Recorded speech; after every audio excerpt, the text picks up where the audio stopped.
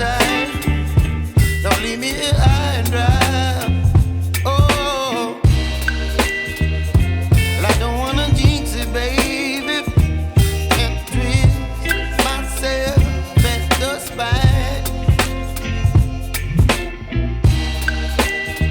Don't wanna overthink it, baby. It's just twist your body and mine.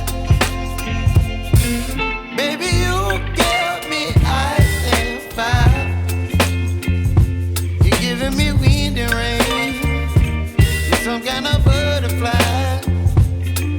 Baby, you give me midnight oil. You whip up my appetite. Don't leave me here high and dry. Oh, but I don't wanna jinx it, baby. Let's not get ahead of my time. Oh, but I don't wanna miss you, baby. So I stand up and speak just my mind. Oh.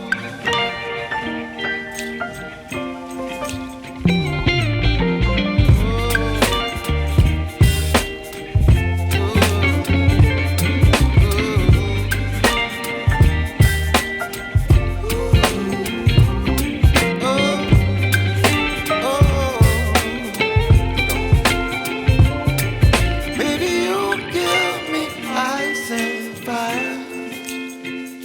You're channeling wind and rain.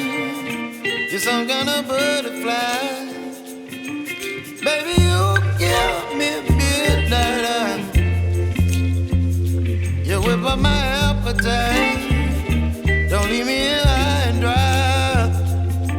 Baby, you give me ice and fire. You're channeling wind and rain. You're some kind of butterfly. Baby, you give me midnight oil. You whip up my appetite. Don't leave me here high and dry. Oh.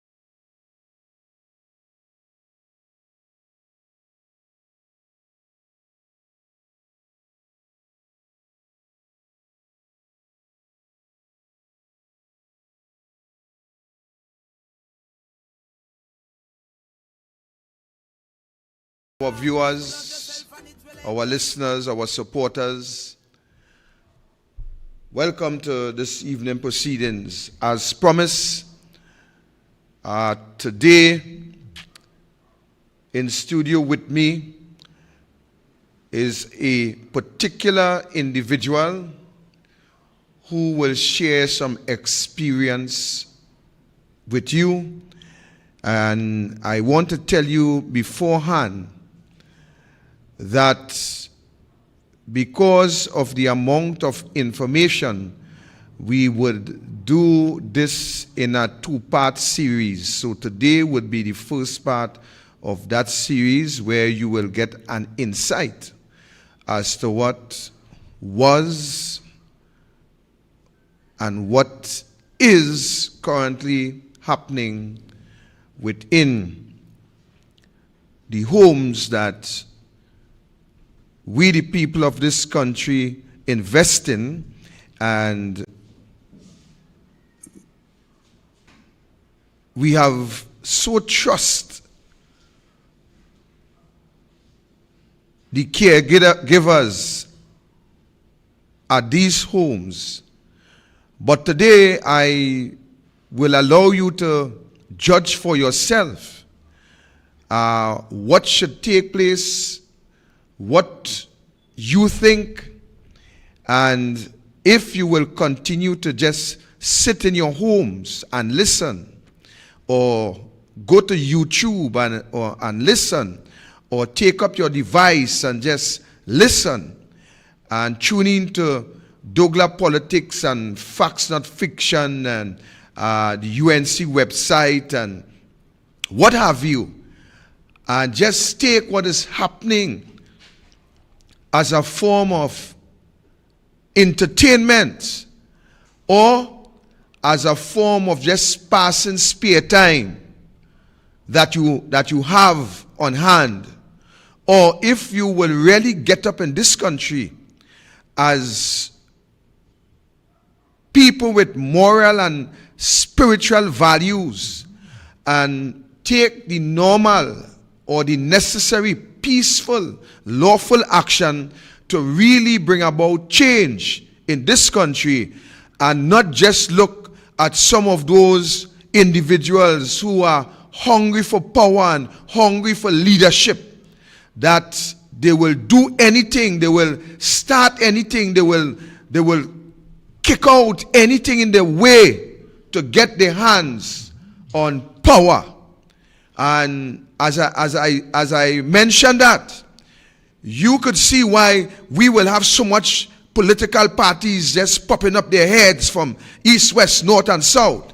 All because somebody believed that they want power, one, and that they believe that they are the one to do what they want to do, and not the one to come together and bring about meaningful change in this country. Today, ladies and gentlemen, I am much dissatisfied, much displeased, and much angry about information that I have accumulated in respect to what continues to happen to our children in these homes, while the government, while Keith Christopher Rowley, while Ayanna Webster Roy, while Camille Robinson Regis, while Penelope Beckers, while Brian Manning, Stuart Young, Faris Alwari, Rohan Sinanan, Kazim Hussein, Colin Imbot,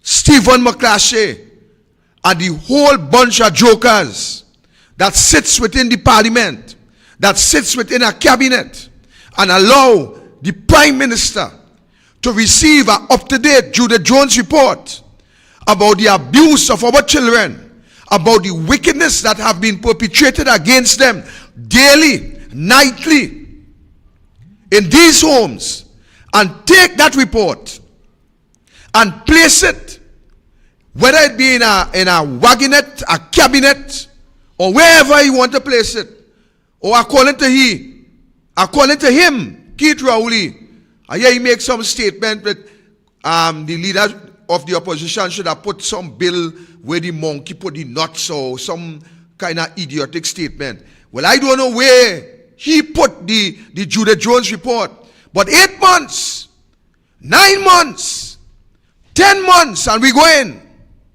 And to the end of the day, all Rowley could tell us is that he have appointed a task force to look into what Judith Jones said. So then if you have to appoint a task force to look into what Judith Jones said, then why did you hire Judith Jones in the first place? To look into the abuse, the several reports that emanates out of these homes. Why did you put Judith Jones? Why didn't you put that task force to go and look into what is happening in those homes? Instead of your mama guy this country and would wing this country and continue to look for excuse and not prosecute the PNM pedophiles that continue to abuse our children in these homes. But at the end of the day, our children still being abused mentally, sexually, physically, morally, and psychologically. Every aspect. But you could have a banquet. You could invite Limor, Highmore, Drymore, and all of them to go and cook up and eat shrimps and drink whiskey with taxpayers' money. But at the end of the day, while all you're eating shrimps and drinking whiskey, while all you're eating cork shrimps and drinking scotch, our children crying, screaming, bawling for help and mercy with these animals. That these animals that we have as caregivers in these homes, abusing, using, practicing on these little children, 9-year-old, 10-year-old, 8-year-old, 6-year-olds. And this country, sit down. This Trinidad, sit down. This Tobago, sit down. And would not lift a feather, much less a finger, to help rescue our children from these predators, these animals that I cannot call human beings. What kind of man, what kind of woman will abuse these little boys and girls to satisfy their own sexual, rotten, stinking behavior? It seems as though that people in this country don't have children. It seems as though all you don't have children. Because if all you had children, if all you care about children, this country would never sit down. This country will never lie down and sleep while a prime minister, this prime minister, this Keith Christopher Rowley, would take up 7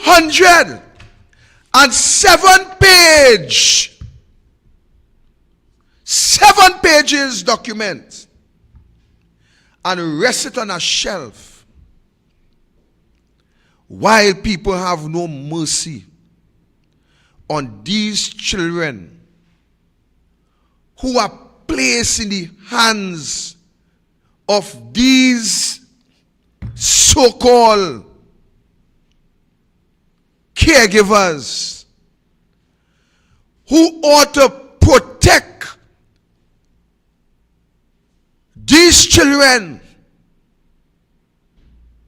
some of these children, ladies and gentlemen, they are abused in their homes, and they were removed and placed in these institutions. Placed there to be protected from predators.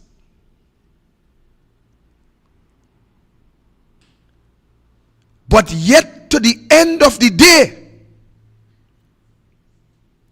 those who are charged with the responsibility to protect those innocent children from the predators,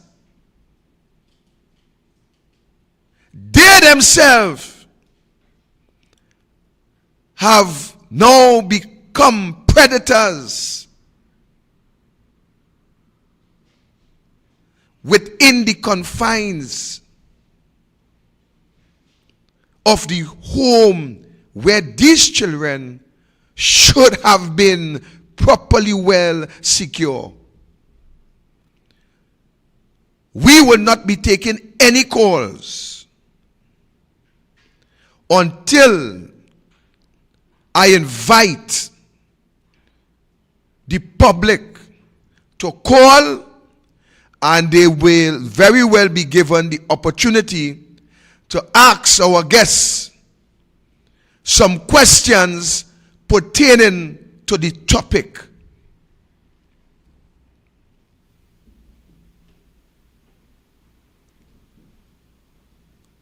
It's a sad day. I want to commend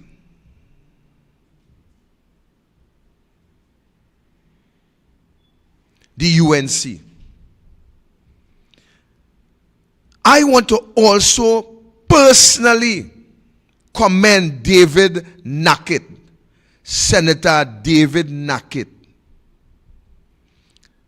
who was prepared to be arrested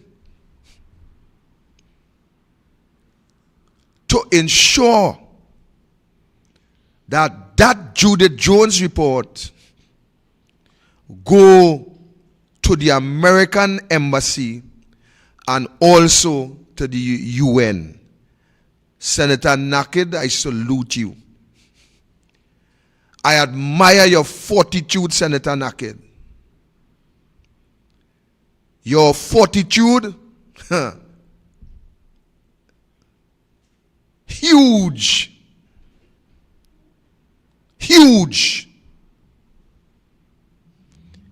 And I want to also commend the leader of the opposition,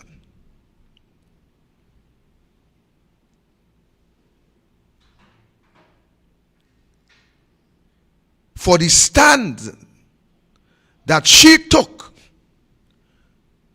throughout the years to put children first and to exercise the love and care for the children of this country.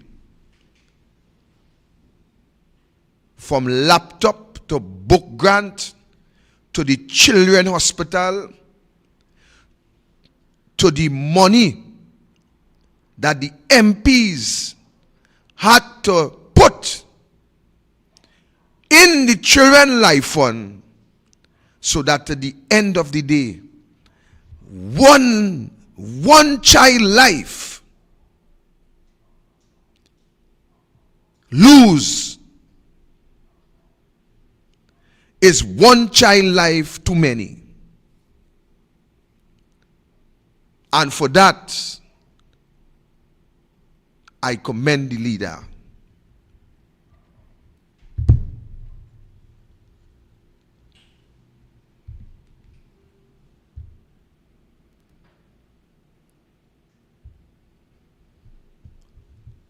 Listen to the story as we get in to things here this afternoon. The Children Authority of Trinidad and Tobago says security has been enhanced at the St. Jude Homes for Girls following an attack on a caregiver by some residents.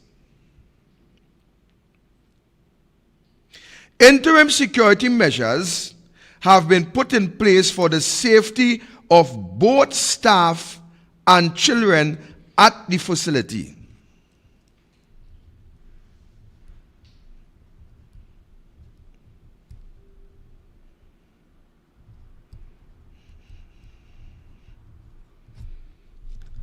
I write down something there because I want to come back to it.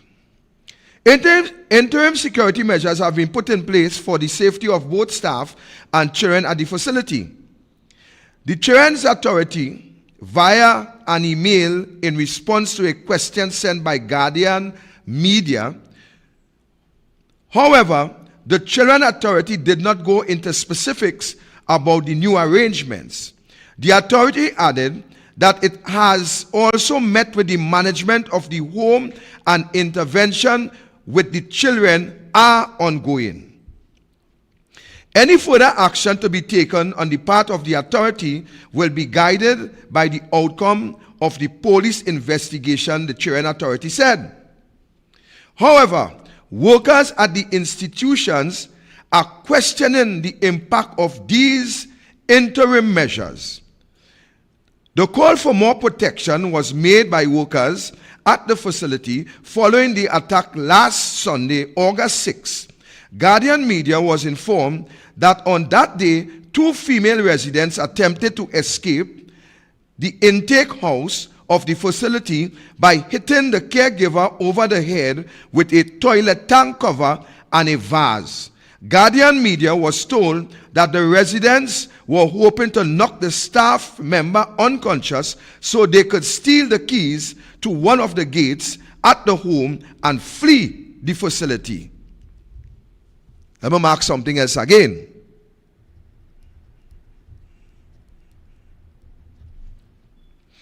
The incident came even as the Trinidad and Tobago Police Service is conducting a probe into claims of abuse at the home highlighted in the Judith Jones report.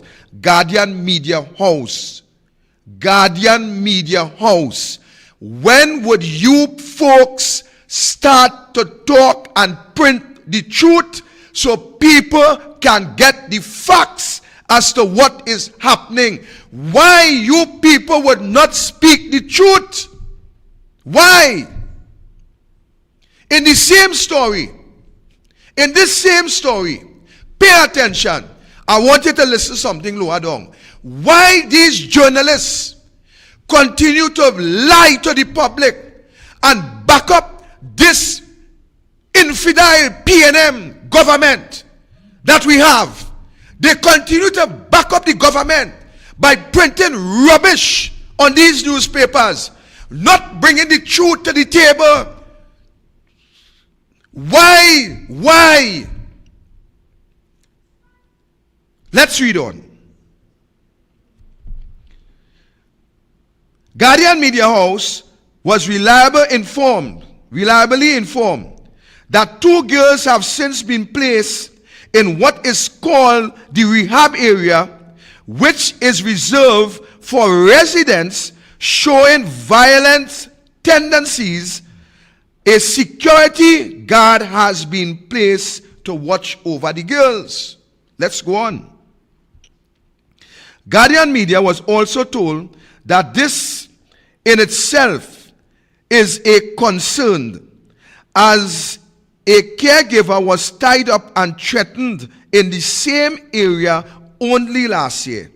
The staff meeting has been called by the management of the home for August 15th to allow staff the opportunity to process the events of Saturday 6, August 2022, to reflect on its impact and provide recommendations from a staff perspective. However, one source said a meeting was already conducted following the public release of the report based on the 1997 Robert Sabga investigation into the operations of the children's home in Trinidad and Tobago.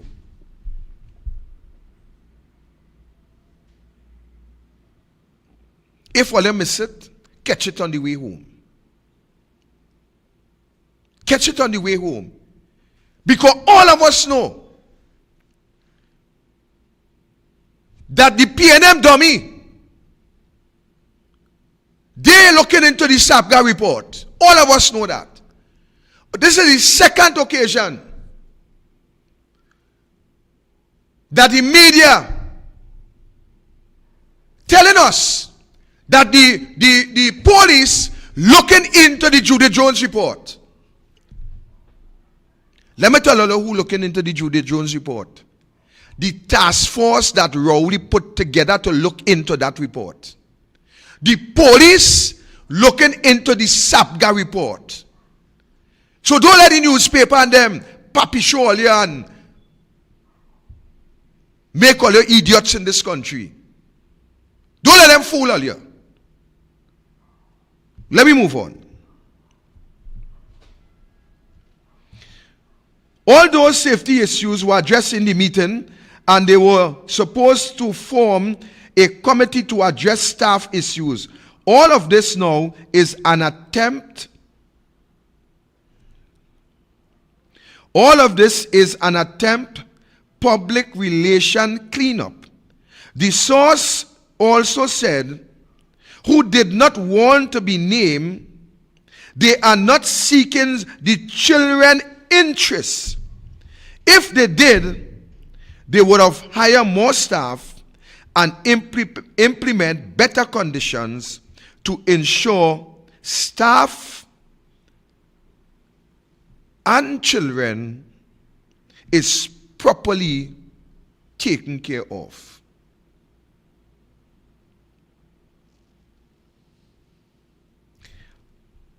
Before I go back to what I write down, when you look at how the Guardian state this story, security beef up to enhance. Security has been beefed up and enhanced at the St. Jude's home for girls following an attack on a caregiver by some residents. So they set it up nice, security beef up the girls and them safe. This security is to make sure the girls and them is protected and the staff is protected and all is well at the children's home. And the PNM dummy and them looking into investigating the Judith Jones issue, and they're looking into what happening and what taking place and what going on. And this thing, it go done, everything go done. That is what they do to us. That is what they do to all here. That is what they make we feel that everything is all right and everything is well. While to the end of the day, the children continue to suffer in these facilities. So I want to now go back to what I write before I welcome the guests to the program. Why would these girls want to flee? Why would these boys want to flee? Why would these children want to flee these homes? Somebody help me understand that. If all is well and these children are properly well taken care of, why would these children want to even murder a caregiver? Because hitting a caregiver with a toilet tank cover on the head could have been fatal. Why would these children want to escape these homes? Not only this home, but why these children want to escape from these homes, ladies and gentlemen? We had 2 boys who escaped, and we had those 2 boys speak of a strong, strapped, short hair, Rastaman, sexually abused them. And later, what do we find out coming out of this? We find these 2 children dead. We find these two boys dead, murdered. But they had what? Escaped from the home. So if we are to look, judging from these two boys who have escaped from this home, I will put it so, not identifying the particular home. These boys escaped from these homes. And when they escaped from these homes, what they said to us is that they have been abused. Why did they escape? Because of abuse. But they also had the time to say, who was the abuser? Short, stocky, short hair, Rastaman. Remember that? And what is the next thing we know? These two boys was killed. Who killed them? We're still waiting for answers. Who is this short, stocky, strapped, short hair dreadlocks? Who it is? Who is this sick individual? Who is this brutal animal?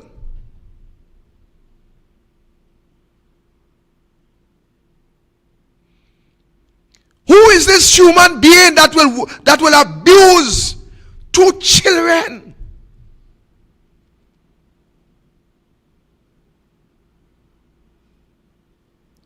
But there wasn't a cry by Trinidad and Tobago to find out, who is this man? There wasn't a cry in front of the parliament. There wasn't a cry in front of police administration building. There wasn't a cry by the Minister of National Security Office.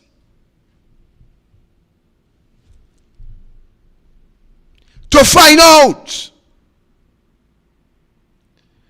who is this short, stocky, ugly, and ugly in every form, dreadlocks man, who was abusing these children? How many more children have been abused?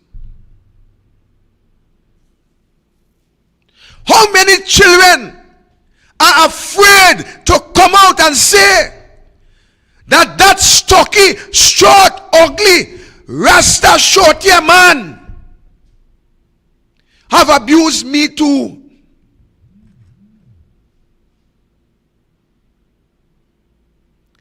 How many children are still being abused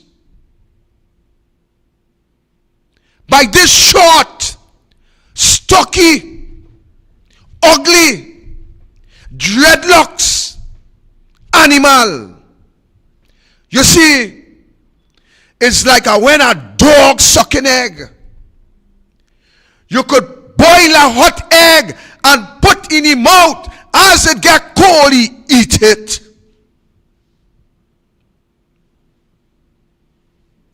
That is why the PNM pedophile ring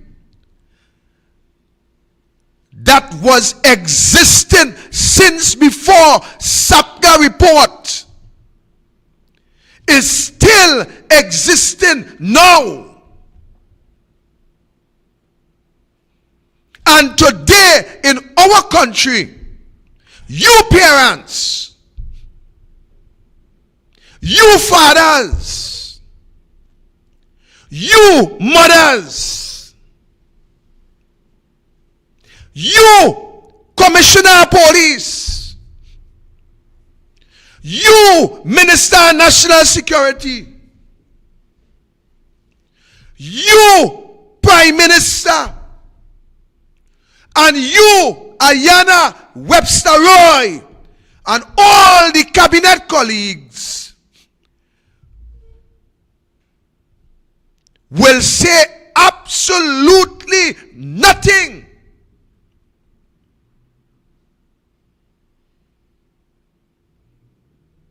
Not only about the report sitting in the drawer collecting dust, while our children in these homes continue to feel the pain, the wrath of agony.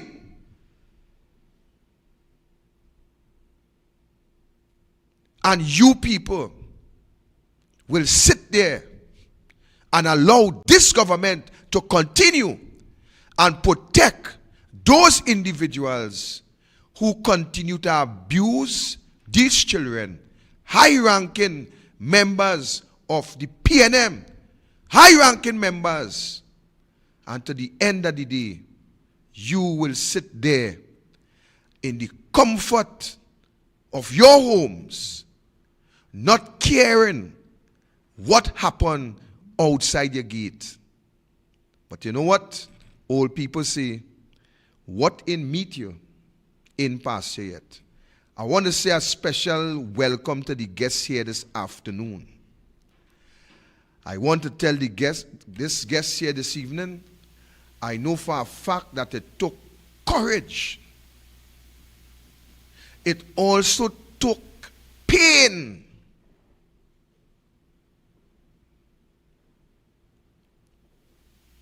For you as an individual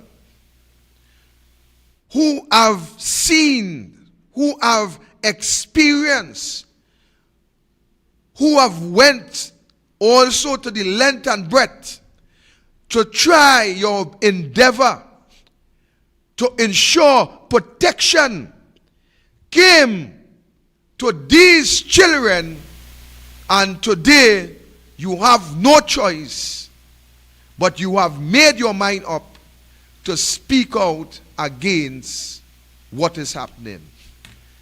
I want to welcome the guests to this program. This program is where you will get the truth, and you will get the truth all the time. So I want to ask the guests, let me just say this before. This afternoon, our guests will not, and I myself, we will not reveal the identity of our guests in Studio 1. We will allow you to ask questions. There is some questions as the moderator this evening, if I believe the question have nothing to do with the topic in this segment, and if I believe that the question could interfere with the identity of the guest, I will not entertain it. I will not entertain it. So without further ado, I will ask the guest, first of all, to tell us something about himself or herself.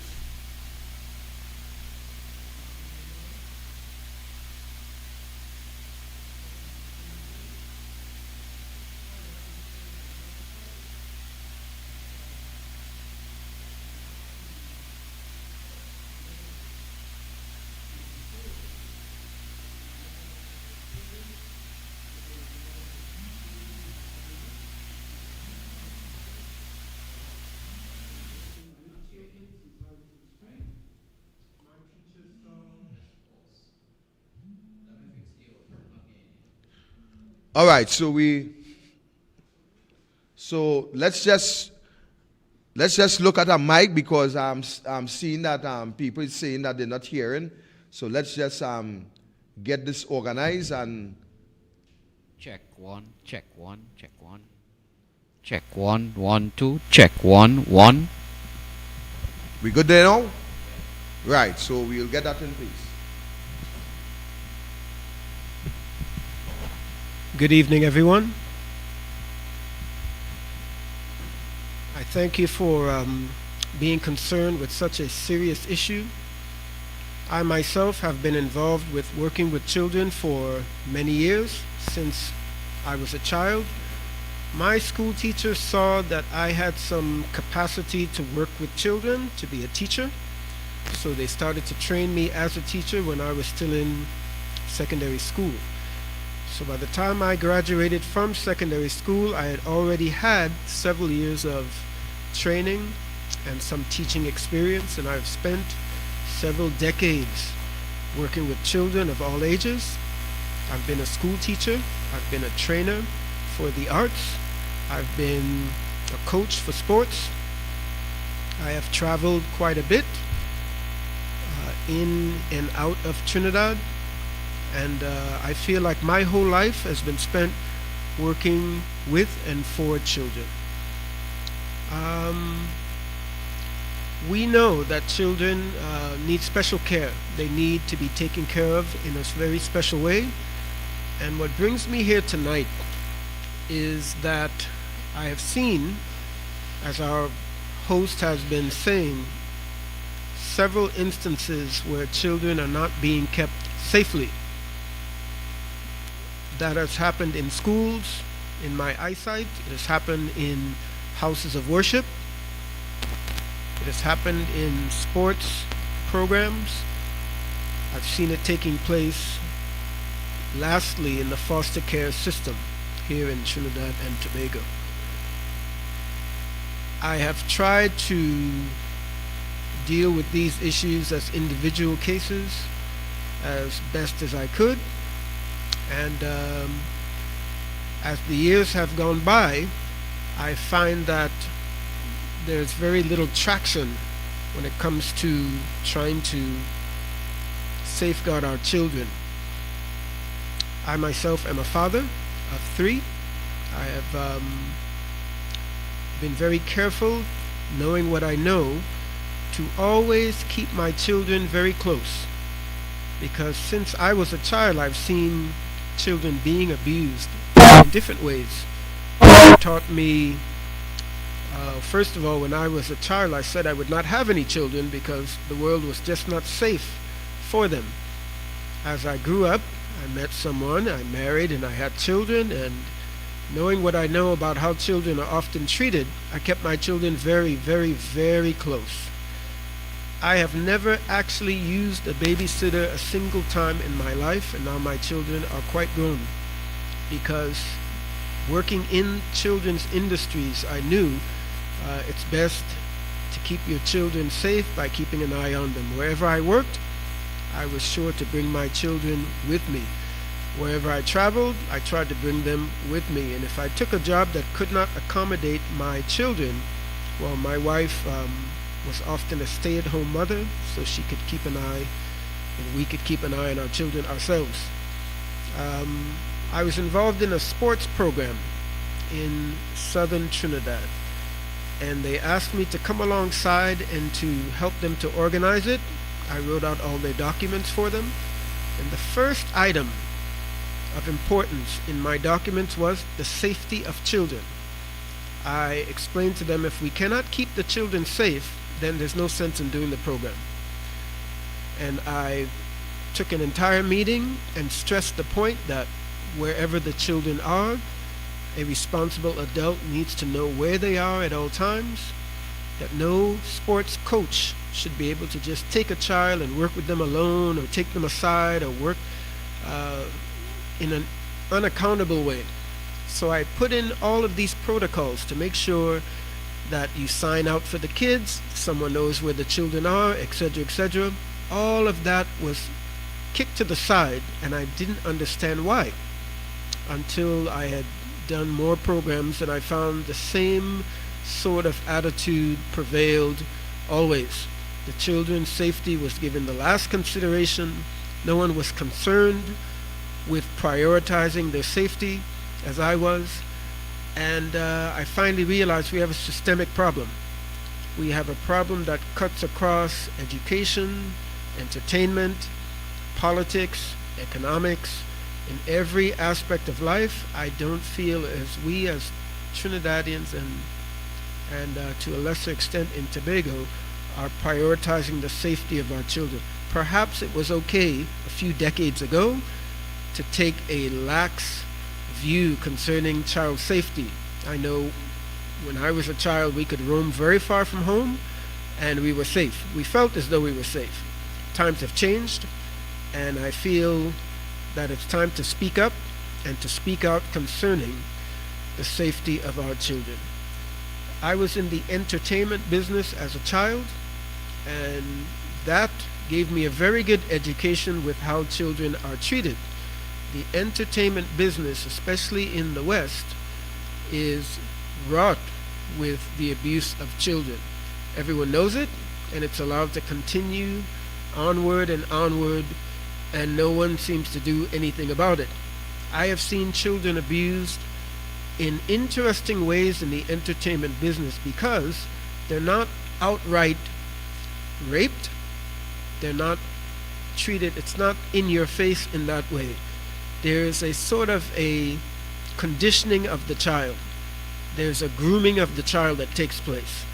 There is a kind of an atmosphere set up so day after day the child is worked on until the child, him or herself, gives into whatever abuse the abuser wants to perpetuate.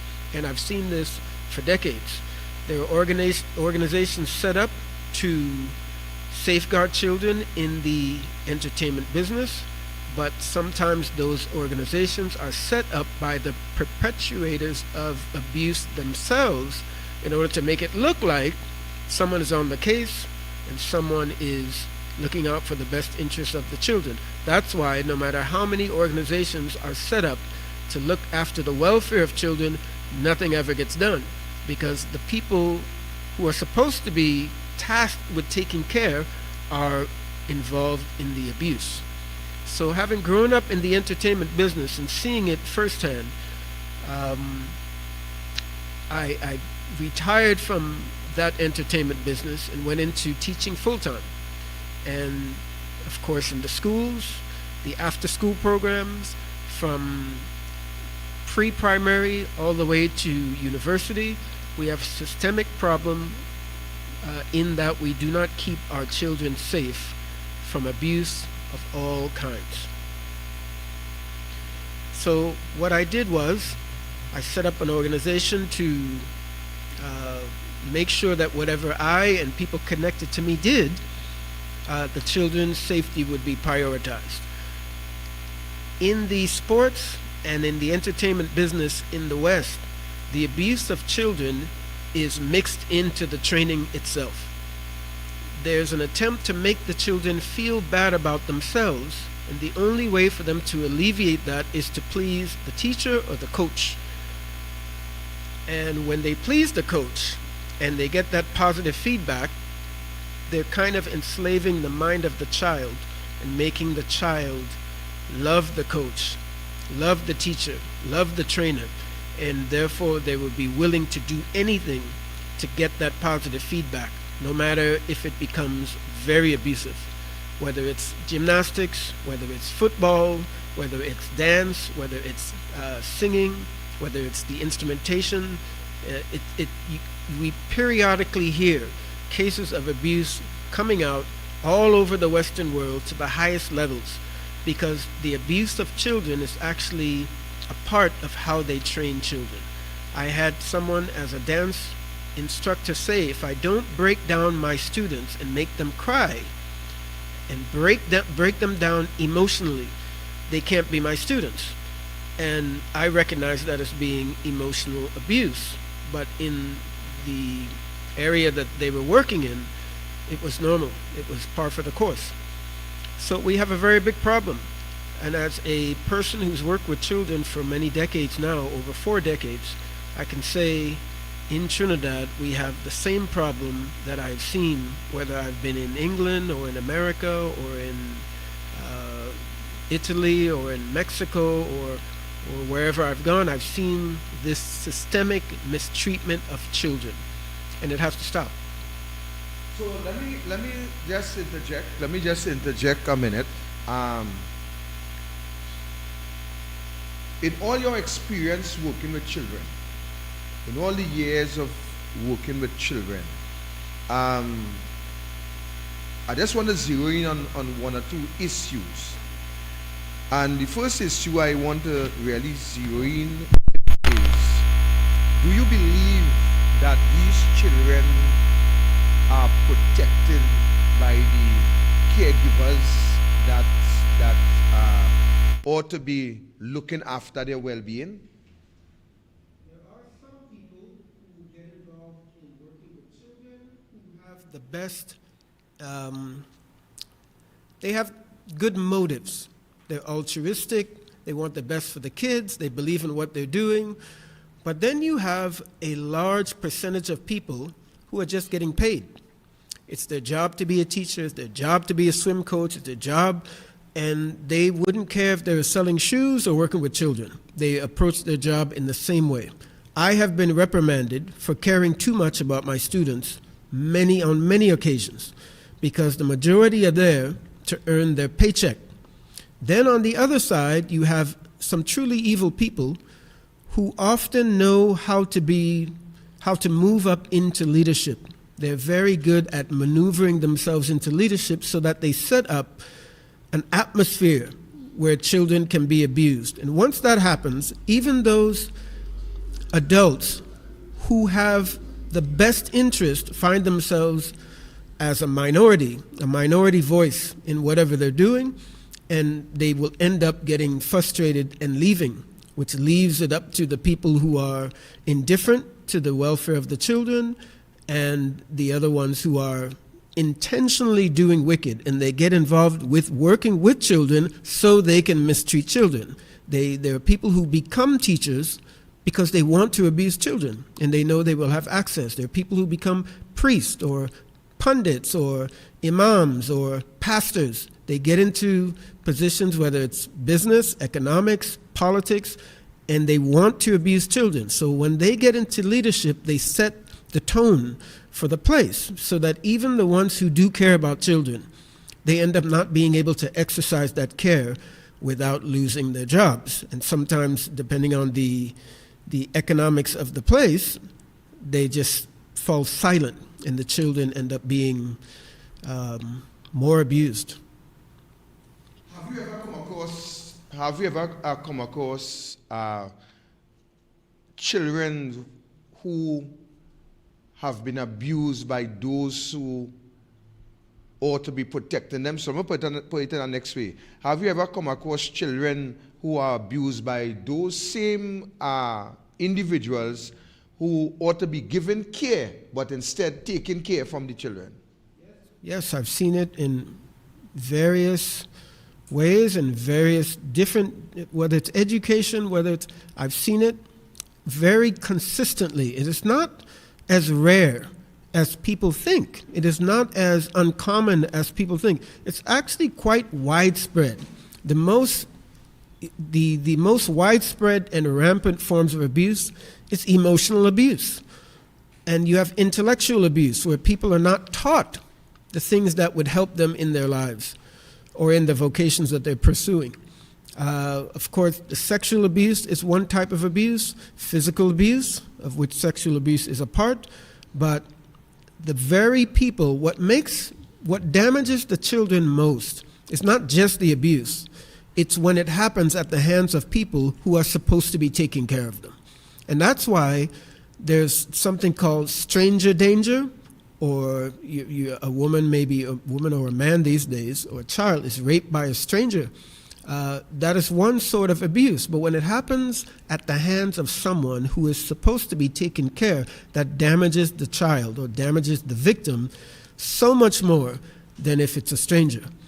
People who get into trouble at the hands of a stranger can undergo various forms of counseling, to help them to get over that trauma that's happened to them. But when it's someone who is supposed to take care, someone who even they may love, someone even in their family, or a teacher, a pastor, someone who they're supposed, who the parents entrusted them with, it's very difficult for the victim to overcome that. And in those instances, you find that victim being victimized again and again and again.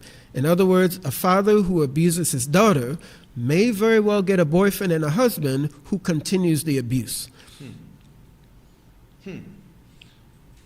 Next question. Do you believe that these children are scared, hence the reason, or let me restructure that. From your experience working in the homes in this country, why or what would you say would cause, is the main cause or the main factor why these children will want to escape these homes? We have seen a lot of children go to the extreme to get away from these homes which ought to be a home for them. What have you experienced, or what would you say is the cause for these children acting in this manner? It's a terrible situation where you have to put children into children's homes in the first place. Having traveled to more than a dozen countries, I can say that I've encountered societies where the people themselves take care of children when any difficulty arises. I was in a particular country in East Africa, and I met a pastor of a church. And it was a fairly large church, not a mega church, but fairly large.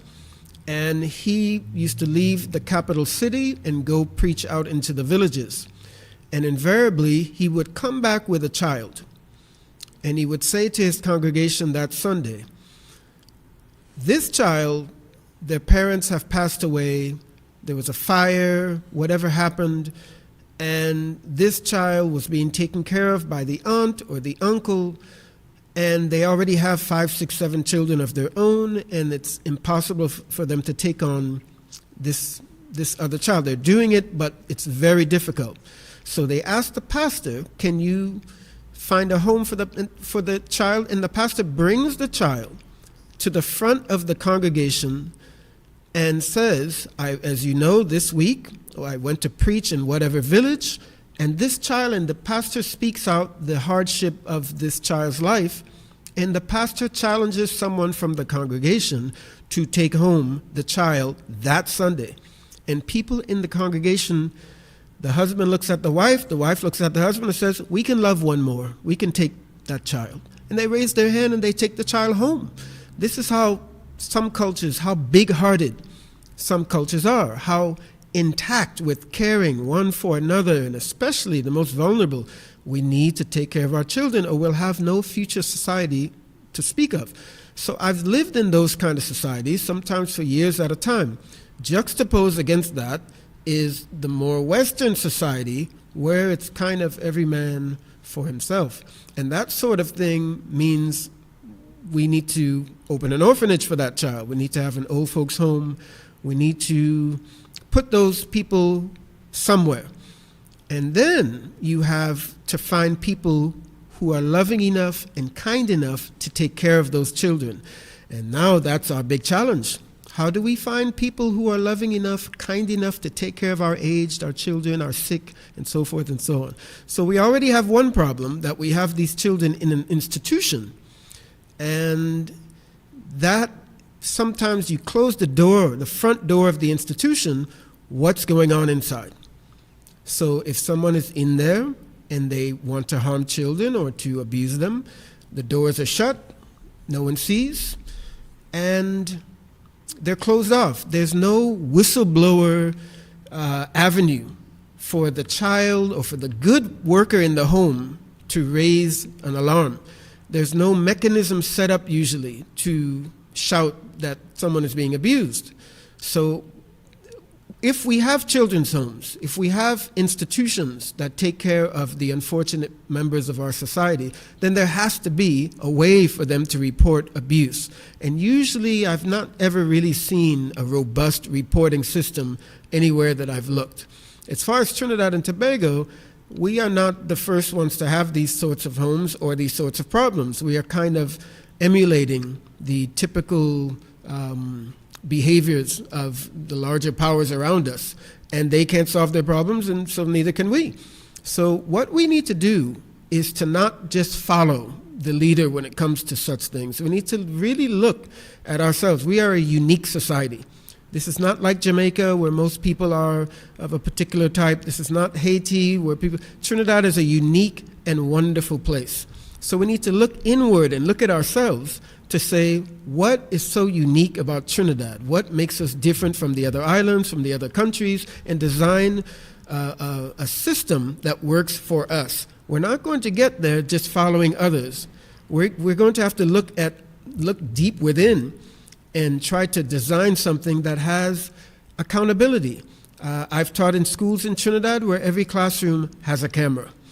And some people say, well, that's going too far. Shouldn't there be some privacy in the classrooms?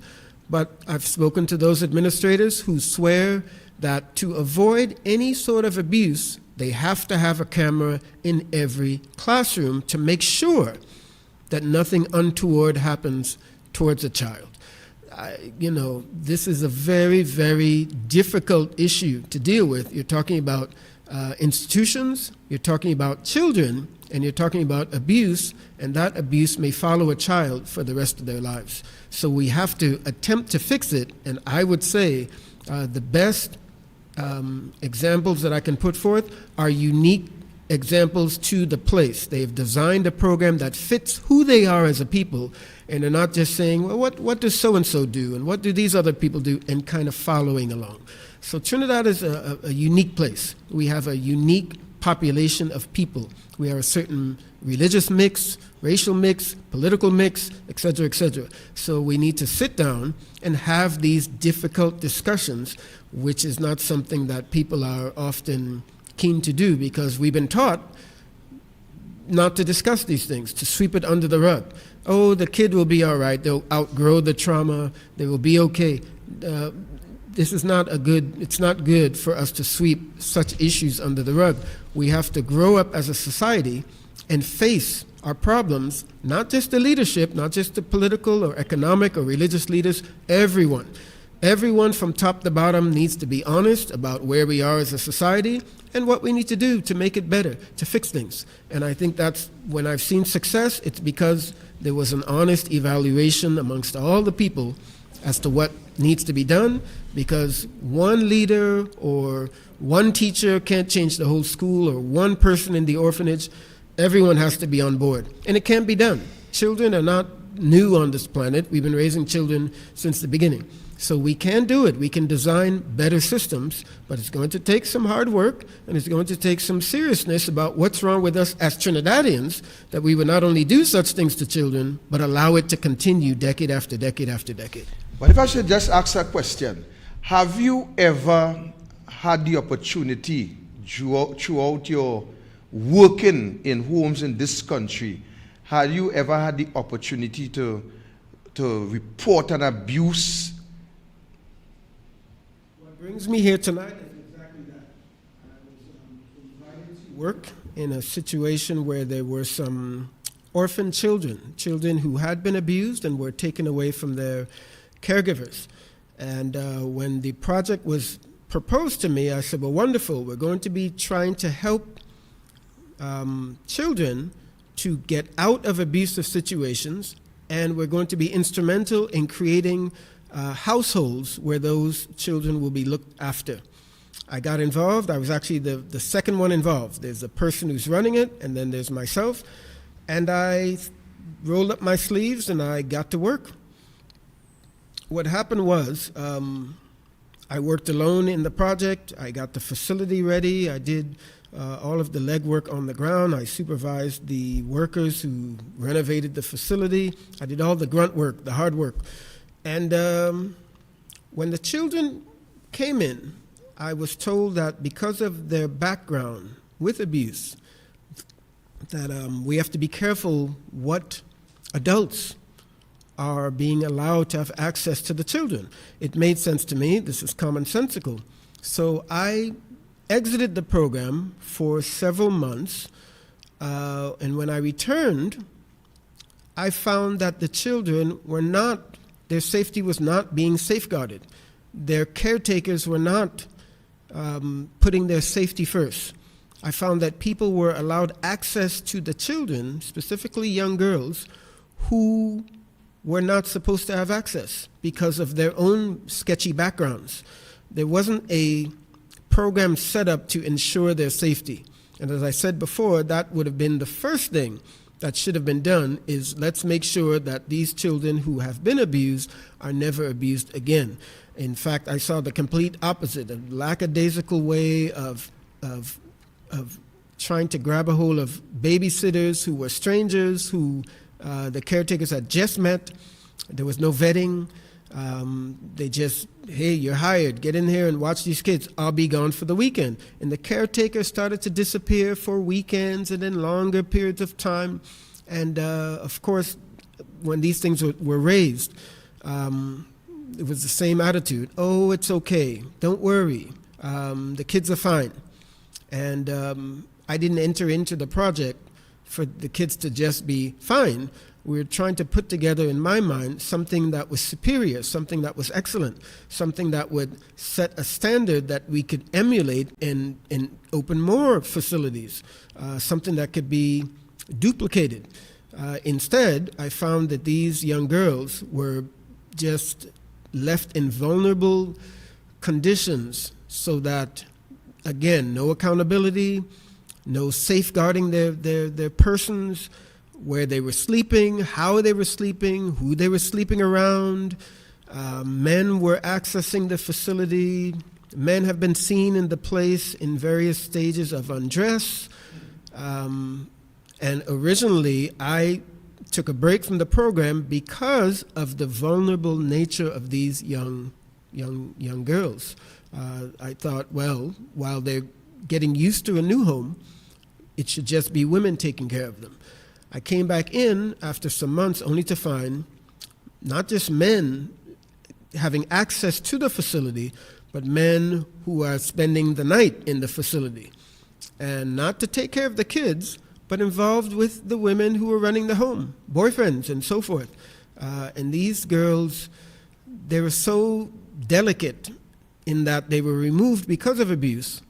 And when you spoke to them, you always felt as though the abuse was right on the surface of their minds. So there should have been a period where they were really safeguarded and protected until they understood that this is a safe place. Instead, more of the same. So men will come in and sleep with women who work at the home.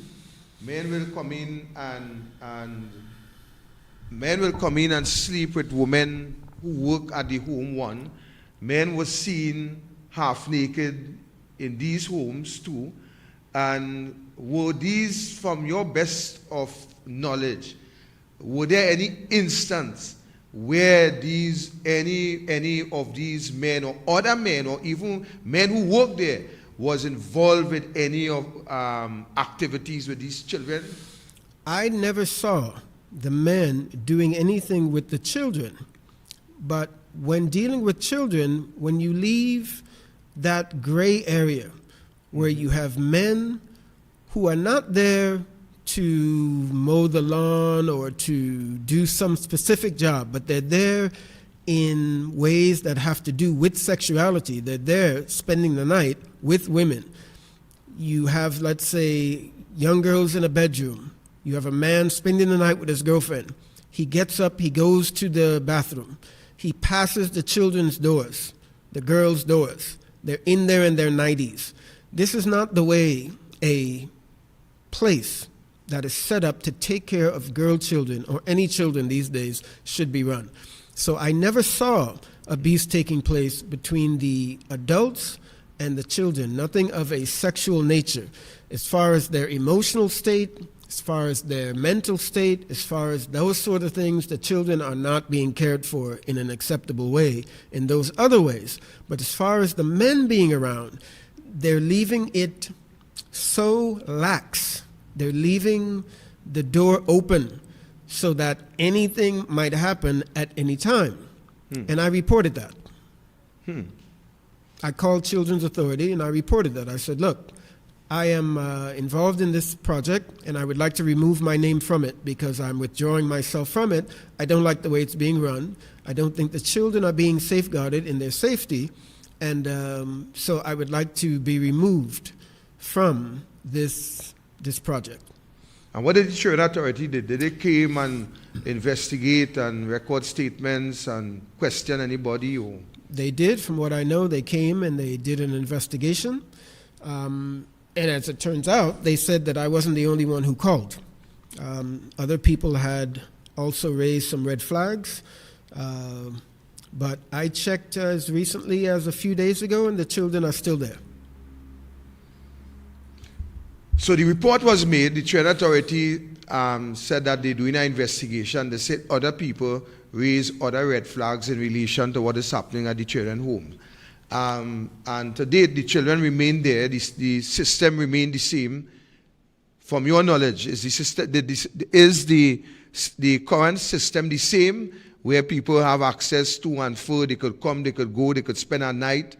A boy could sleep with a girl, meaning a boy and a woman and a man could sleep at the facility, and things continue as normal. I believe things are continuing as normal. From what I understand, there's been no change because of these complaints of the lack of safety protocols being put in place for these young girls. Nothing has changed, and that is what brings me here today. I can't really say that I don't understand how governments work in this because I have a varied background. They look at it as they have this humongous endeavor to complete, and they can't check everyone, they can't do everything, they can't force people to behave, so they just do what they can, and they're trusting the people who are running it to have integrity and deal with some sort of morality and so forth. But as far as children are concerned, I think you can't just leave children to as if it was a car. You know, you do your maintenance on your car and you hope for the best. No, I think with children, I think we have to really buckle down and do whatever we can do to safeguard them. At least their physical safety should be ensured. And I neglected to say that the first girl in this project, she ran away from the program. I think she was about 15. And before I came back to the program, she had already run off. I've never met her. So she was the first one placed in that situation. She disappeared from the program. And the last I heard, she is posted on Facebook with her boyfriend. So she's not disappeared. She ran off to be with her boyfriend. And this is, again, getting back to what you said. Why are the children running away from these homes? It's not something you can do without loving the children. You can't just put protocols in place and rules in place and the children will be okay. We're people, we're creatures of love. We are not animals. And even animals, you know, I'm seeing people with their dogs and their cats and how close they are and how dependent they are on the love they get from their pets. And then our children, how much more so do we need to love and take care of our children with a full heart? So I think the children are leaving because the love isn't there. It's just a job. And we need to train people for those positions who understand this is more than just how you're being paid. This is, you're sculpting a life. You're taking care of a person, and the same love that you needed when you were a child, whether you got it or not, you didn't get it, you certainly would have liked to have had it, is the same love that these children need, and more so because if they're in a children's home or in a foster care situation, they probably have been abused in some way and fashion. So we need that. We need to acknowledge that just doing it by the numbers, A, feed them, B, send them to school, C, send them to some house of worship, checking off the boxes is not the same. I have done work at the hospitals here in Trinidad, and I have seen children. I saw one boy tied by his ankle to a bed in a hospital. And I go in periodically and I spend time with these children, and when a certain shift of nurses is on call, he's tied to the bed. When another shift of nurses is on, he's not tied. He's moving around the room and he's respecting the boundaries. He's playing quietly with his toys. Normal boy. But when you have a certain shift of nurses who don't care, and I ask, why is he tied there? Oh, he will run outside. He got on the elevator the other day and he went here and he went. And it's about the caring. The shift of nurses who don't have that boy tied, they're treating the boy like a son or a nephew or a grandson. And the boy can feel that. He can feel the care. And I think our children who are in the foster care system and the children's home system, they also need to feel that people care. What I'm trying to understand, so let me just go back to something. When these, before I go back to that, how many homes did you work in Trinidad? I have volunteered in a few homes, I think 2 or 3. I've never been on paid staff at any home. I basically tried to bring my programs to give them activities in the home, whether it's singing, whether it's playing steel pan, whether it's dance, whether it's sports. I tried to broaden the offerings. For the most part, they've been positive experiences, but once in a while you see children's homes and schools for that matter. I've probably taught in a dozen schools in Trinidad here. You see children who are just so, emotionally abused, I would say, that they can't really enjoy the activity. They're usually afraid to make a mistake, and children do make mistakes. Discipline is one thing, and strong discipline is another thing, but then when you are just hitting kids for doing childish things that children are supposed to do, seeing that they're children, that's an abusive situation. But would these children get licks in these homes? I know everybody want to hear corporal punishment, but I have time with all them big thing right now. I want everybody to understand. Do these children get licks in these homes? Have you ever come across any experience where these children have been beaten in these homes? Caretakers these days are very well aware of the split between corporal punishment or no corporal punishment. So they don't often go to any extremes in that kind of discipline when anyone's watching. What you do is you may see bruises. You may see evidence of that sort of thing. I was teaching in a preschool in Trinidad here, and a girl came in with bruises all over her back, and she had red marks all over her neck. And when I came in, the principal of the school called me aside and had pictures of it and said, well, what do you think these red marks are? And I said, well, I don't know. How would you get marks on your neck? She said, well, those are hickeys. I said, hickeys? The girl was 5 years old. Hickey? Hickeys, suck marks on her neck. And then she took pictures of these, I guess they were bruise marks, maybe belt marks across the back of the girl. Hickey on a 5-year-old? 5 years old. 5, in a preschool. Yes. And she took pictures of it to protect herself, because if something came into the public later and it was noise that, well, she should have known, she should have seen, she should have reported it. So they took the pictures, and then they were getting a consensus amongst the staff, how should we treat with this problem? And that is a very good school. As a matter of fact, that's one of my favorite schools. They're very stern with the children as far as discipline, but in love. The head mistress, the people who run it, they treat the children like they're their own children. Academic excellence and the emotional support that the children need. Let me just interject again. You are speaking about a preschool in Trinidad. Yes. In Trinidad. Mm-hmm. And in this preschool in Trinidad, a 5-year-old came to school with bruises and hickeys on her neck. Yes. Did the principal call in the children's authority? Did she call the police? Did she? Well, That was a tricky case. I got to know the family after it happened because I wanted to know how could this happen.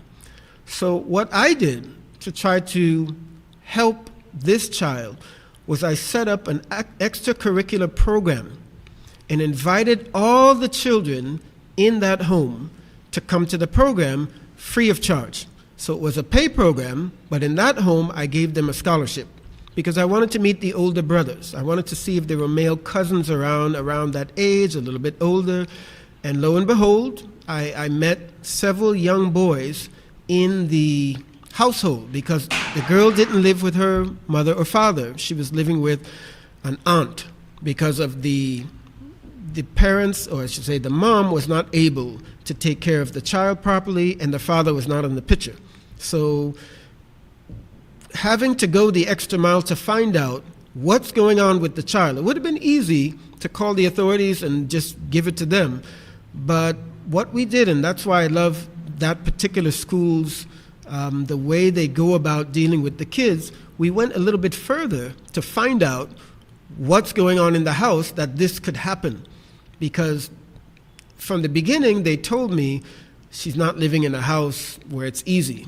The child is not living in a normal house where you can just deal with them as a normal family. It was a very dysfunctional household with lots of problems. So we tried to go a little further before we reported. We tried to go a little further to figure out how can we be a part of the solution for this family who's already superbly dysfunctional. I ended up getting involved in a sports program where one of the older boys in the household was involved in to try to talk to him to see, what's going on with this girl. The girl herself, the 5-year-old child, you talk to her, you think you're talking to a 20-year-old woman. It's that kind of a house where the children are grown. So it was a very difficult case, but I think as far as the school's response, they did the right thing to try to help the family as best as they could, and I know I did my part, and believe me, this is going that extra mile. No one paid us to do this. I didn't charge them for the program. It was a program I would have done anyway, but I made sure that they came. It was a daily school break program during the break in the school schedule. And I got to meet the older sisters. I got to meet the boys in the family. I got to meet the aunt. And to this day, if I see that aunt anywhere, in the grocery store somewhere, they always remember me as the one who kind of tried to come and help them along in their family. The family needs more than just a good school for the kids. They need help in trying to. They don't know how to raise the kids. The kids are grown because they don't treat them like children. They treat the children like they're grown people. They talk to them like they're grown people. They cuss them like they're grown people. They expect them to act like grown people. And those little children do act like grown people in every bad way. Meaning the hickeys were not necessarily something that the girl was held down and it was forced on her. She's acting grown at 5 years old. And I find in some of the children's homes, I've had the same vibe with some of the children where they've been through so much. It's caused them to grow up fast, so to speak, so that they have adult ways. They think they are grown, and to discipline them is difficult for some caregivers and teachers because they don't take discipline like a child should. They think they're grown. And that poor 5-year-old, I tell you, that was a very difficult thing for us to deal with as a staff, but we did.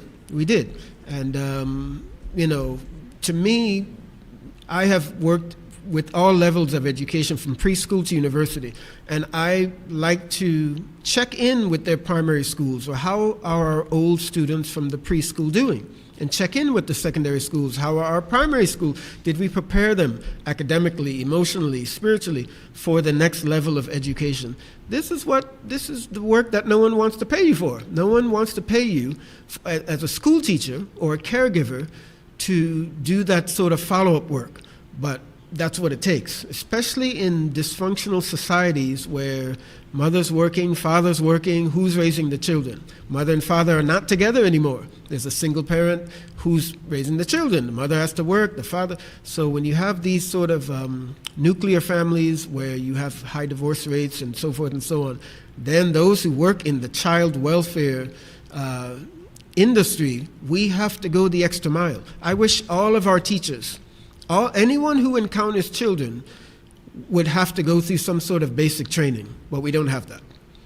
So in these other homes, have you ever come across children making allegations that they have been abused sexually or in whatever way?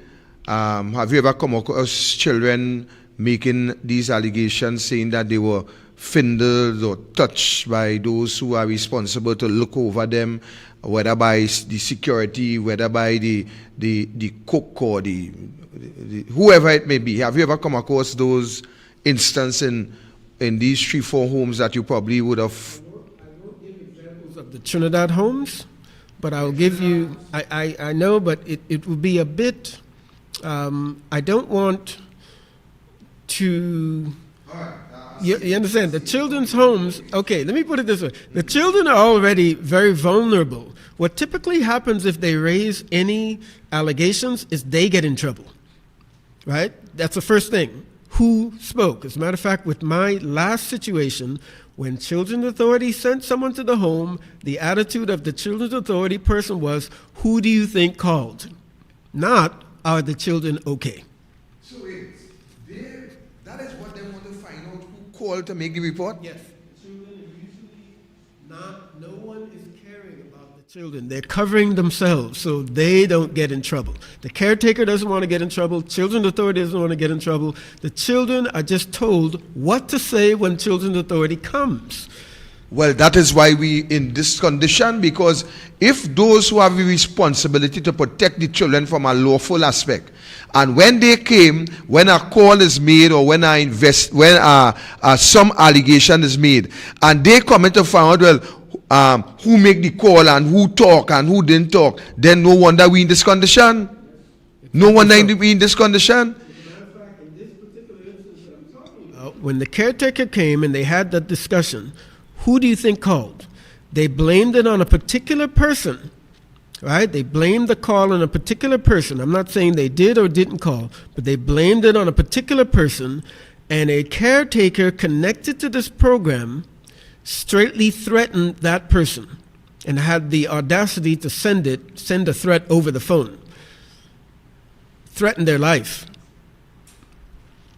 because they blamed this person for calling Children's Authority. So the caretakers... Somebody called... Let me just back up because I want the audience to understand.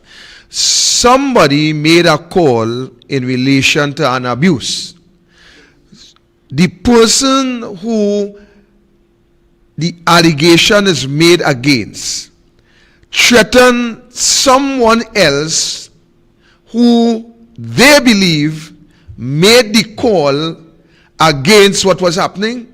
The person who was in charge of the program did not make the threat. A babysitter, someone who is helping to take care of these children, who also lives at the facility, made the threat against the person they thought made the phone call to Children's Authority. To take their life. Well, I have a copy of it, yes. Well, well, that is why we are where we are, because and you see, again, I personally have no confidence in the Children Authority, and I will tell you why. If there is allegations of sexual abuse, the Children's Authority responsibility is to come to that facility, and they ought to remove the child who make the allegation, launch an investigation to determine whether the allegation is true or false.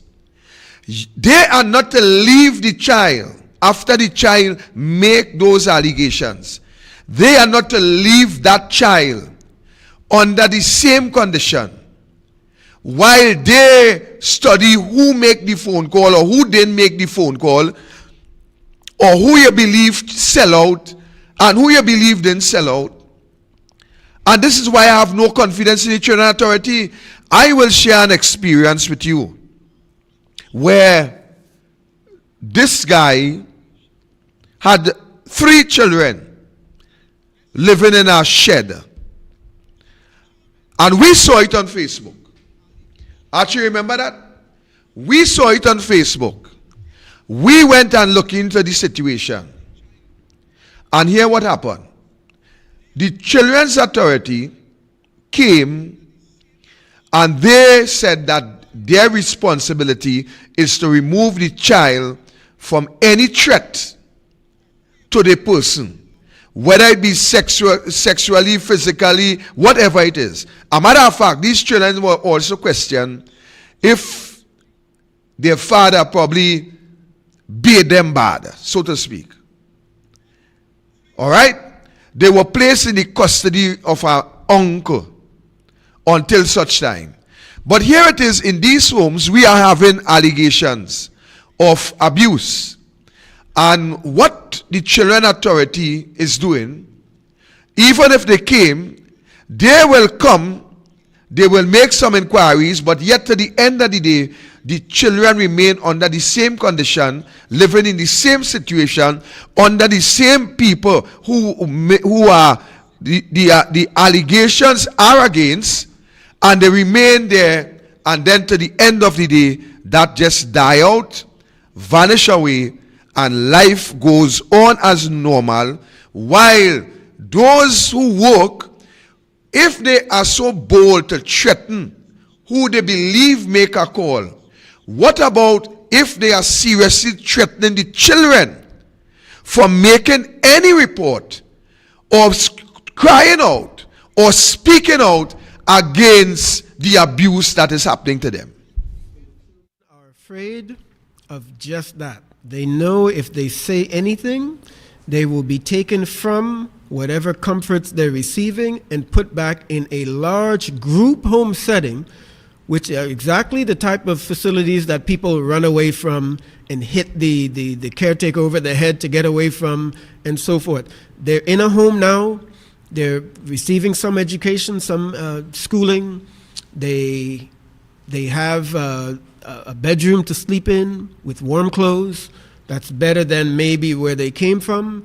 So they themselves, the children, would be ready to do anything to stay in that home rather than being sent out. And I know this case I know very many people connected to it, and this is what the agony is with all of the adults. Is this home better off than the group home where these children would be sent to if they're removed from here? So we are weighing this sort of thing. What should we do? Because it's one thing to save the children from a bad situation, but what if they're put in an even worse situation? So people are praying. People are fasting. People are really trying to figure out what should our response be, because we are talking about children's lives. And if you can't blow the whistle, you can't say anything.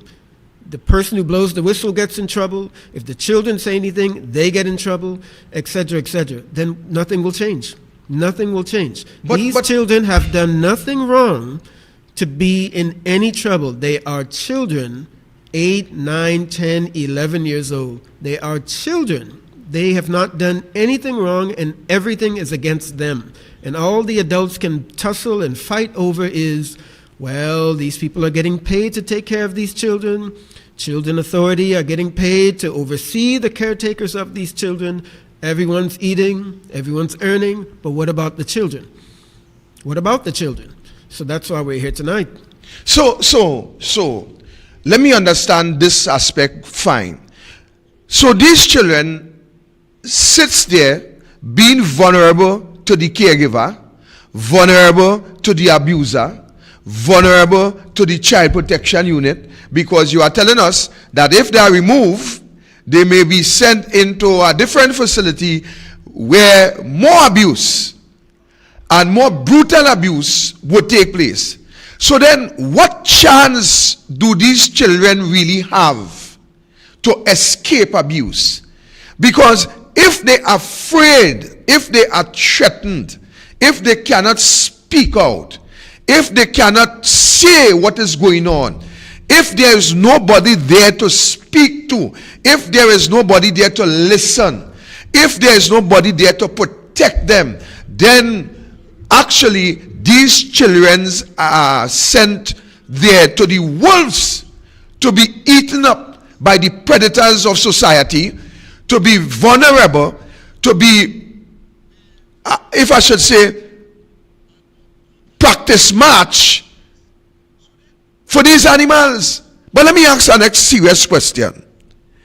Within these 3-4 homes that you work, or you assist or volunteer, would on a monthly basis doctors would come into these homes to do any kind of examination, whether physical, whatever examination on these children?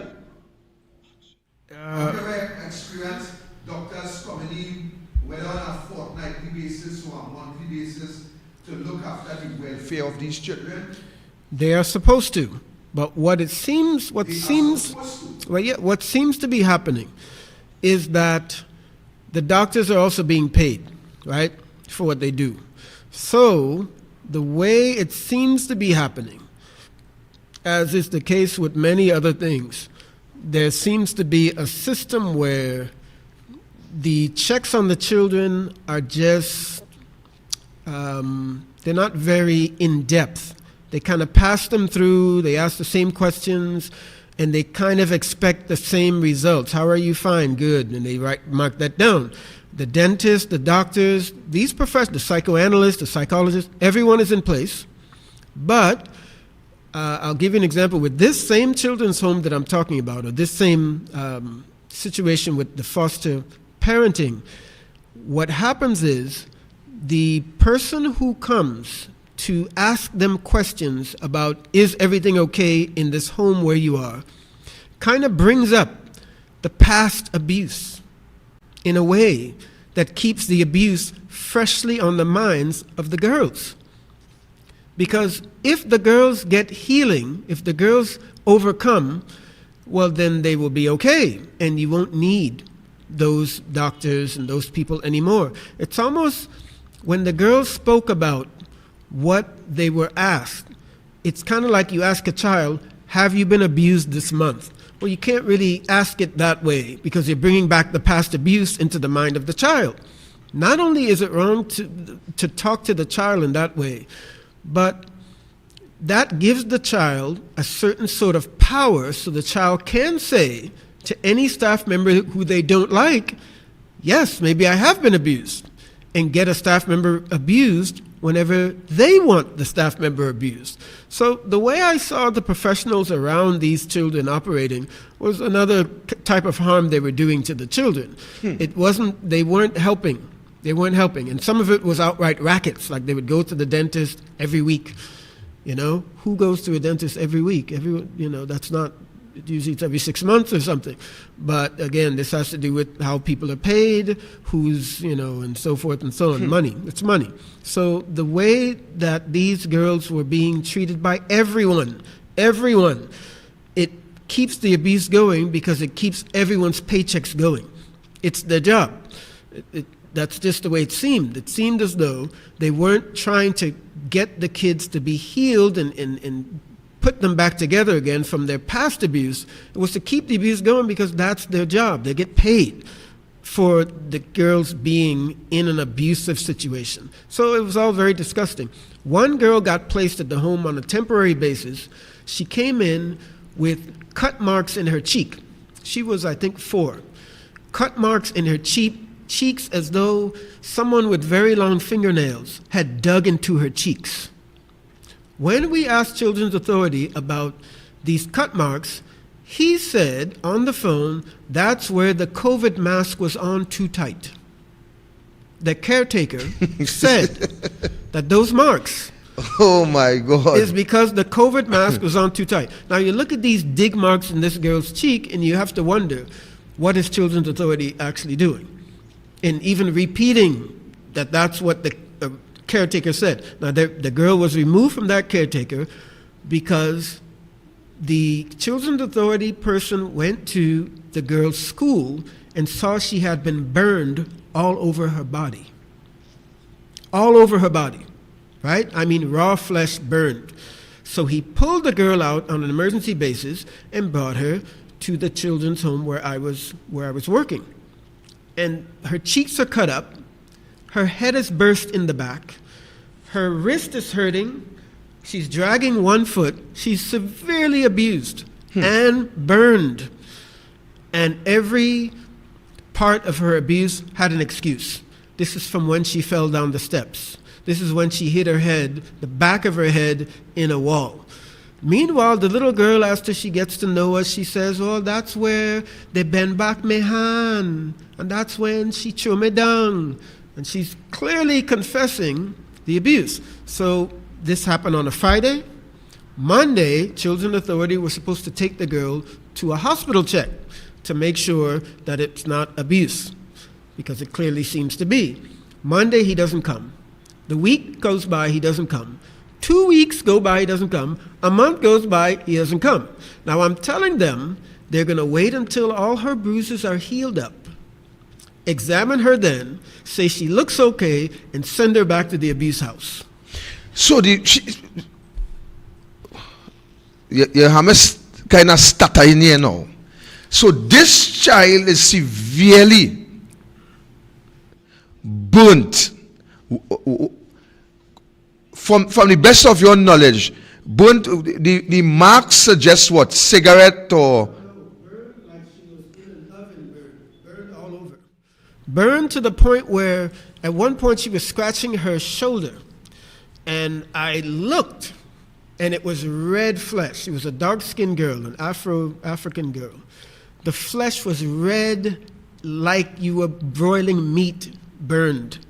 It wasn't a burn like she put her hand in the fire or something. If they had a fireplace and she rolled into the fireplace, it was burned like that. Her hair wasn't burned. So when you add... Here we have me stunned. If the child is in this condition, Children's Authority has been made aware of the situation. So the child came in Friday. Monday, Children's Authority was to come to take the child for an examination. Tuesday passed, Wednesday passed, Thursday, Friday, 1 week passed, 2 weeks passed, 3 weeks passed, 4 weeks, a month passed. No Children's Authority.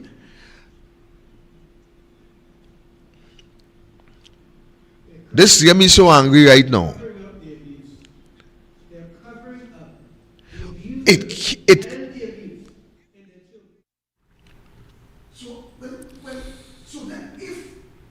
Where we are in this country, if those who are charged with responsibility from a lawful perspective, and yet to the end of the day, we are seeing and hearing that they are also covering up the level of abuse, then it helps me to understand why a few weeks ago in a particular car park, a member of the child protection unit would have caught two men in the backseat of a car, whether they was playing pool or whether they was playing golf, and went and escort them to a bank, collect 2,005, and went back to collect another 2,005 when a sting operation was set up and he was arrested. I am wondering if that is the same officer. I know what to wonder. Or I have to wonder as to how far the contamination spread. Because if we are speaking about how old this child was, 4 years, a 4-year-old child, burnt all over her body, dragging her foot, cuts, bruises, what have you. And children authority, yes, the children authority of Trinidad and Tobago could continue to procrastinate for over a month, to put it off, probably waiting for the child to be healed, and then everything goes well, and then the said child is sent back to that home to be abused again. So then, where are we in this society in terms of protection of those who cannot protect themselves? Where are we, Trinidad and Tobago? Where are we? That is my question. That's my question. Because if we are experiencing this level of negligence by those in authority, by those caregivers, by those who are being paid, and as the guest rightly said, it seems as though that the more you keep these abuse running, is the more money those who is in charge would make. And that is why these children homes have since become a feeding frenzy for the butchers of society, the animals of society, the scum, the scavengers of society, these men and women who continue to abuse these children. And to the end of the day, it is now roped in to the children's authority. So it seems that this country has now become for a few dollars more. For a few dollars more, you could do anything, you could get anything, and you could get away with anything. That is what it seems today. But let me get back to this story. Let us get back to this story. So, children's authority never come in that situation. What happened to that child after a period of time?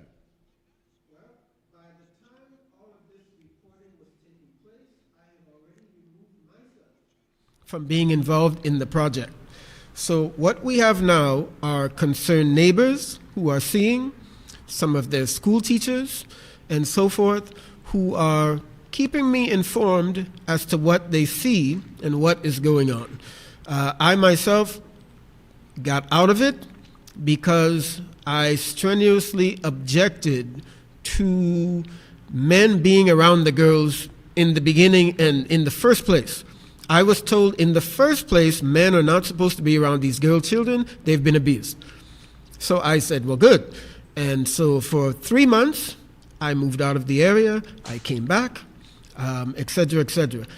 I see these men who have no training in childcare in any way. They just around. Some of them are not from Trinidad. There are foreigners mixed in.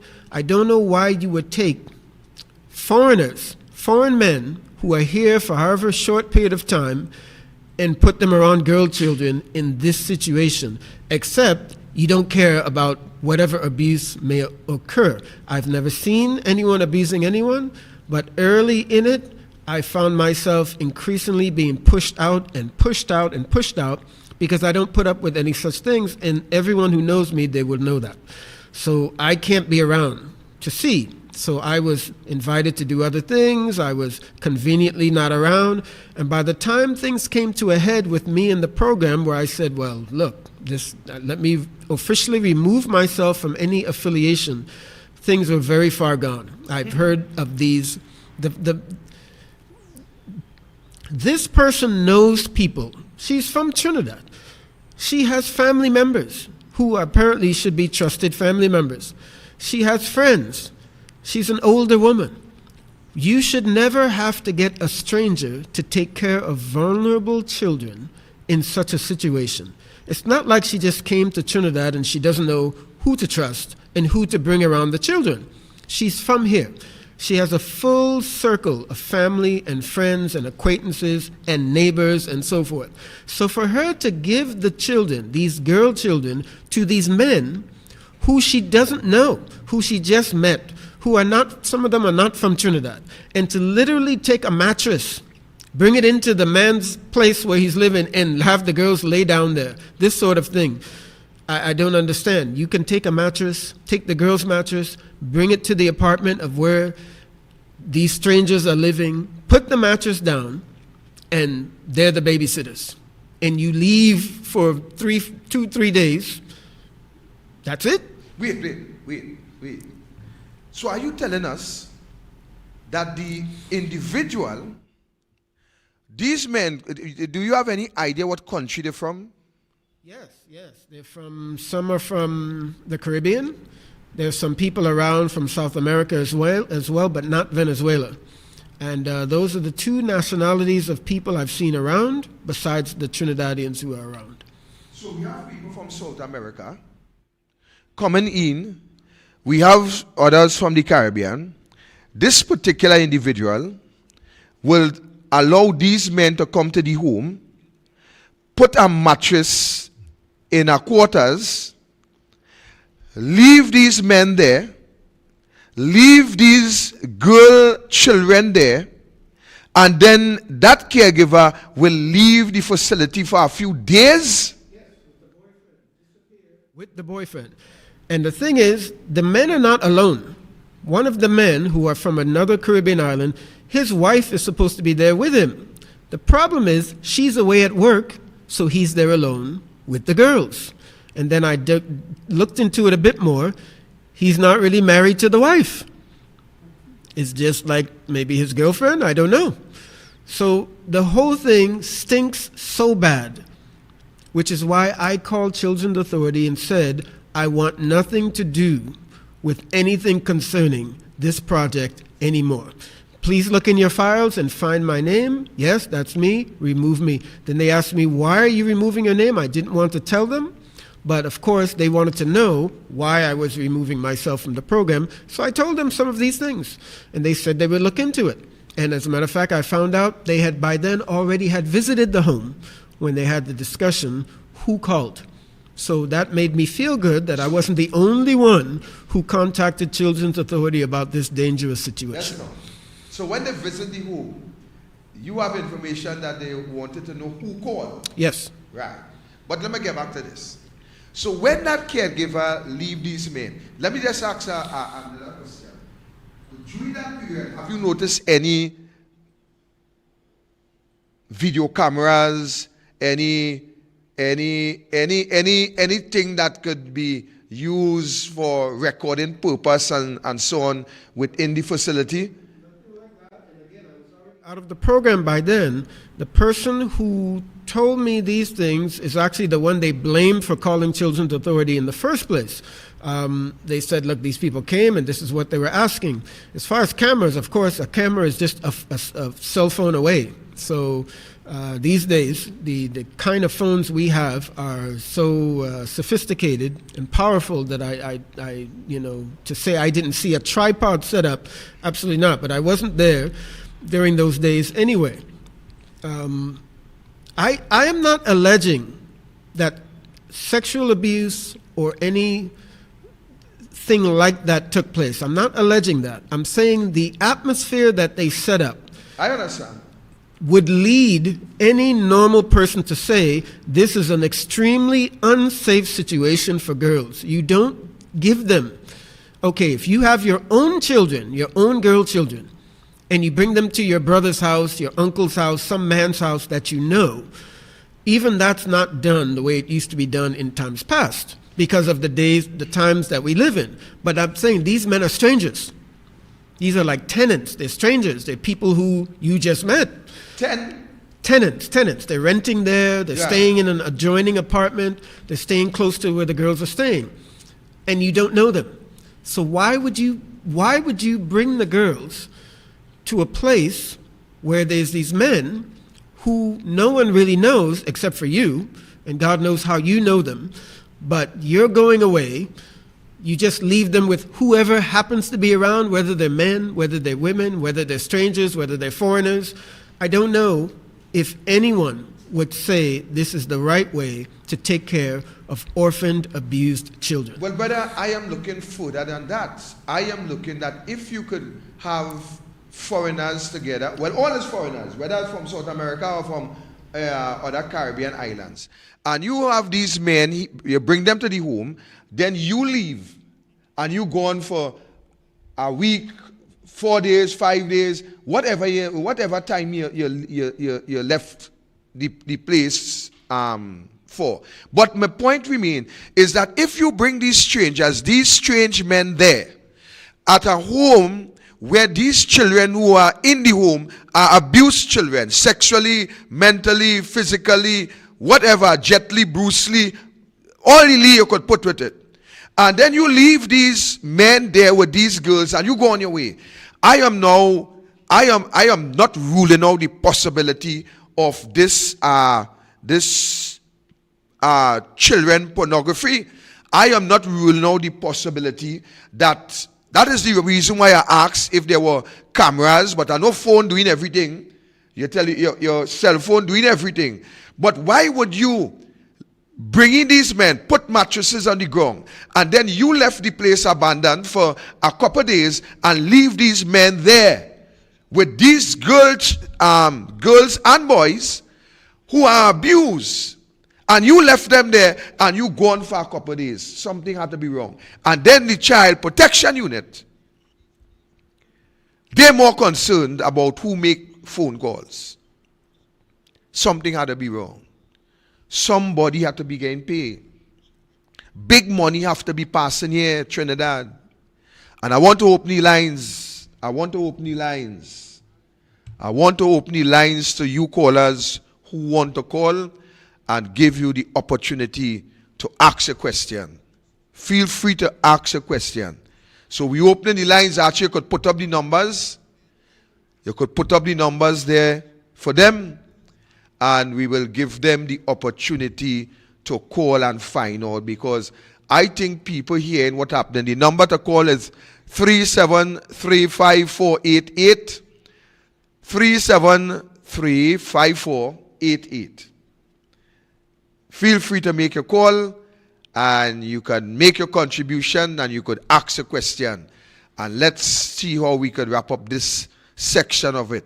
I know that our phase 2 or part 2 may chill you, but back to the guests. I know out there, having been teaching for over 3 decades now, I know there are teachers out there are caregivers out there are people out there who have seen abuse. There's people out there who have suspected abuse. Having worked in several countries, I have seen people set up orphanages where the wife was running the orphanage and the husband was abusing the girls in the orphanage. All right, so we have a call. You just interject and take the call. Welcome, caller. Good afternoon, Mr. Roberts, and to your guest here. I don't have a question to ask him, but what I want to say is that what he said about that 4-year-old, it brings back all the memories of Amy, Emily, and Montudo. That child was 4 years old when the abuse started with that stepfather. The welfare worker took that child out of the home. They put her in another home, and then they made notes where the child was happy among other children. That social worker took that child and put her back into that home, Mr. Roberts. And within a week, she was dead. Some of these social workers, they're sleeping on the job. Because if she had done her job properly, Amy might have been alive today, Mr. Roberts. And I can tell you, there are a lot of abuse in schools. And because they don't have the number of social workers to deal with these children, they are falling through the cracks and falling by the wayside. Thanks a lot. Thank you very much, caller. You understand what the caller is speaking of, right? Right. And caller, just to let you know, while the social worker fall down on the job, the child protection unit also kick down the bottle of milk. Because the child protection unit, they have the responsibility, once there is any form of criminal allegations of abuse with these children, the child protection unit has the responsibility to secure the children, remove the children from the environment until such time that an investigation has been conducted, someone has been dragged before the court for that wicked, brutal act, and then we would be able to place the child in a home where the child can be protected. But from what we are hearing what we are hearing, it seems as though that nowhere is safe. That is what it seems at this point in time, that no homes are safe. And it seems that the dollar is the problem, because when we speak about even the pedophile operation in this country, this is an operation with big money. This is an operation where millions of dollars have been spent on a yearly basis to provide children to these predators so that they can do their thing. This is where we are today. Actually, the call cut off, or it's still on? Right. But this is where we are today. And once we are seeing, and I am very much thankful for this guest this afternoon who share what he shared with us. Of course, I want you to understand at the same time that he would not be able to share everything, because the guest have to first protect himself. So while you may believe that the guest not telling you everything, he have to say what he could say, and at this time he have to hold back whatever he have to hold back. Go ahead. Yes, the caller is right. The social worker had a job to do to oversee the situation with the children.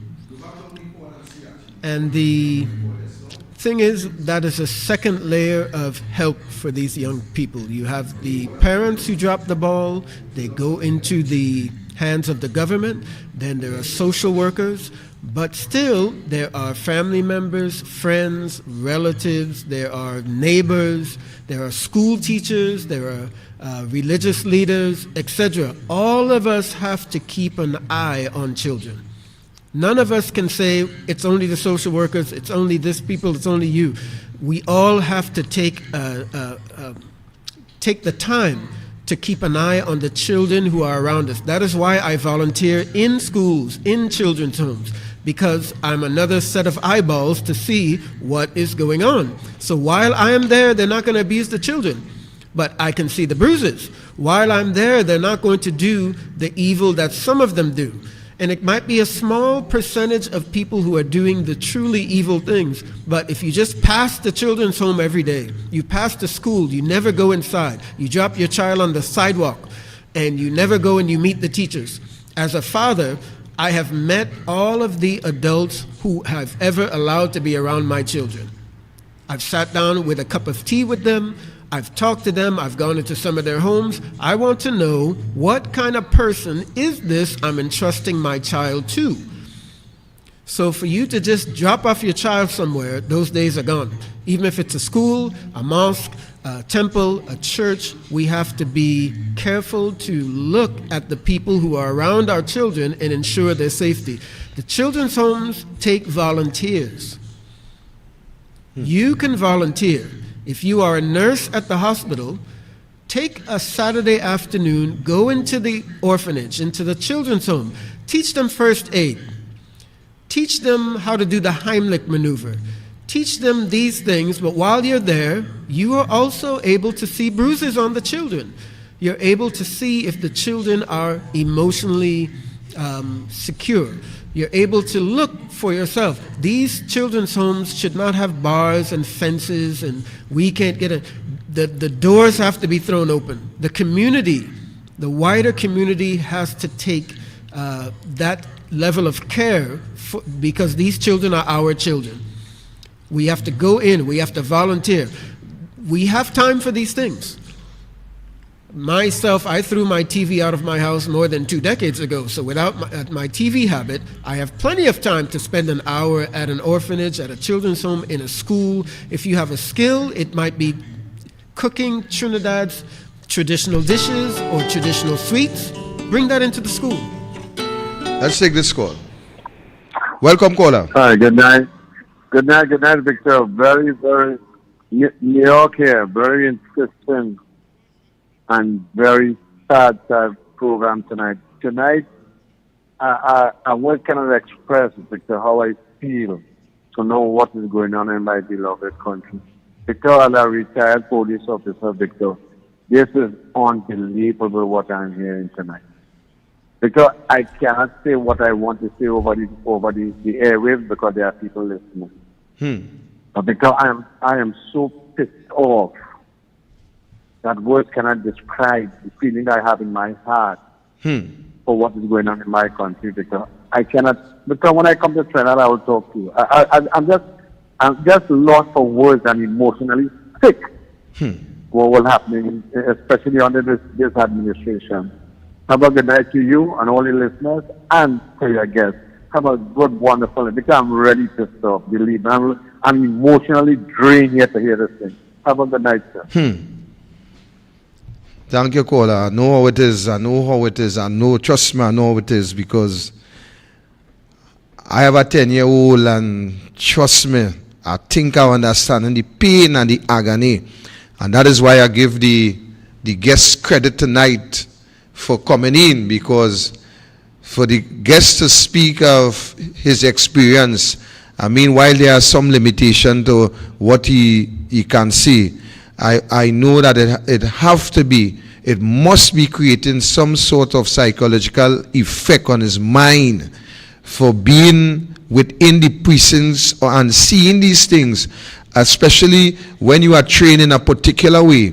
And when you look at what he have expressed in terms of the agony and pain that he has seen with the level of abuse with these children, I know it is more or less bringing back a nightmare to his mind at this point in time. So I understand, caller, what you are saying. I think I understand the way you are feeling about the situation. So thank you for your call. So back to the guests. And another question that I think I should ask inside of there is, apart from the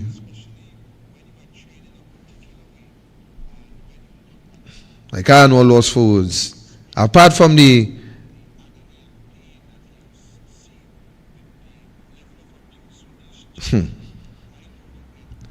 let me just get to the point. I really trying to understand what going on, so to talk, what happening, what going on. I'm trying, and while I'm talking, my mind really is inside of the homes, and like trying to see from the inner mind what these children going through. That is what I'm kind of stuttering here this evening, because I trying to stretch my mind to feel the pain and the agony within the confines of these homes, where the children would expect that they have been rescued from that type of agony that they probably went through from even a more tender age than 12. Probably because, look, we had this 4-year-old, but who knows what age these abuse started with these children. And when these children believe that they have escaped and they have finally found a place where they could now call home, a place where they can, this nightmare could go away from them, it seems as though that the nightmare being freshly created on a daily basis over and over, whether it's physically, whether it's mentally, whether from what avenue they continue to relive. And it seems to me that what I'm now hearing here tonight in detail is that these homes seem to be the actual place where these children pornography ring and these pedophile ring and whatever ring you could get again to go there. It seems like this is the forum for these activities, because when you are threatened by the caregiver, and who knows the extent of the threat, who knows what goes on within the wee hours of the morning with these caregivers, in terms of having these children to comply with whatever activities that they may very well be getting paid for. And I'm not speaking about the children, I'm speaking about the caregivers. What actually goes on where the social worker fall off the job, where the doctor, the dentist probably are pedophiles themselves, and the police within the child protection unit who ought to ensure that extra protection for the child. We are now hearing tonight that there are cases where the police never show up to have the perpetrators of these acts face the full brunt of the law. So then, if there is no protection for the child, then it's only God knows what these children really going through in these homes. God alone knows. And I am lost. I am lost as to why this government would have in its possession a 307 page, not only a report, but within that Judith Jones compilation, there are recommendations that the report state should be implemented immediately to protect the children. And if in this report it speaks of immediately implementing these measures, and in that report it also spoke of the child protection unit, then how come could a prime minister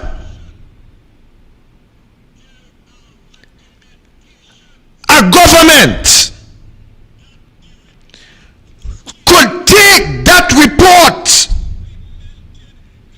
and place it on a shelf for so many months? So many months, ladies and gentlemen,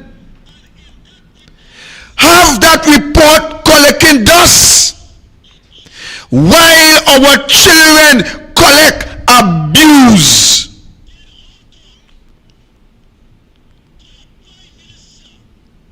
And we, the people of the country, would not even stand up for the protection of these children. The churches, the IRO, the inter-religious organization, are you folks pedophiles too? Are these leaders in these churches abusing children also? Because I would expect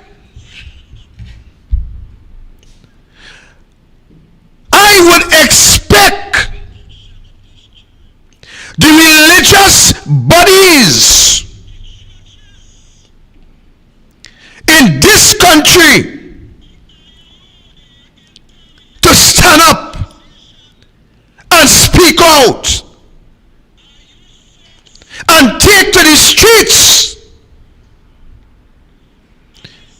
in order to have an immediate implementation,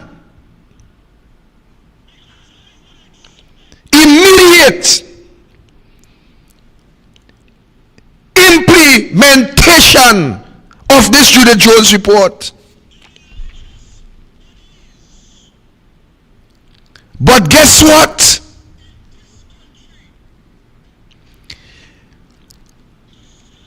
The churches, every church, every single religious organization in this country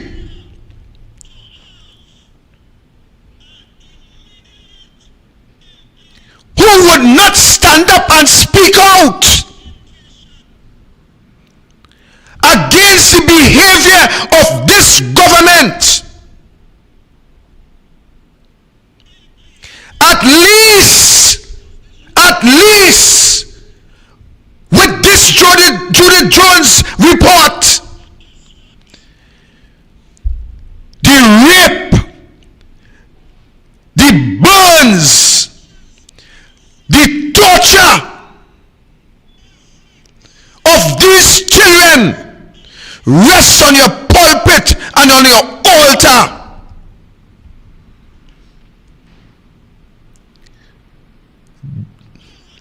Rests on your altar. How could you men who proclaim God, who proclaim to be the spokesman for God, who proclaim to help mankind to be saved, don't you know that mankind also mean the children? Is it the churches more interested in government subvention and the collection basket than the well-being of the future of this country, which is the children?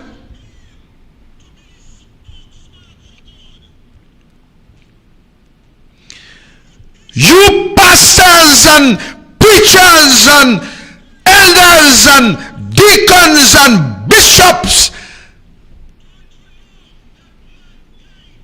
and priests, don't look for me to call her father, you know. Father is father.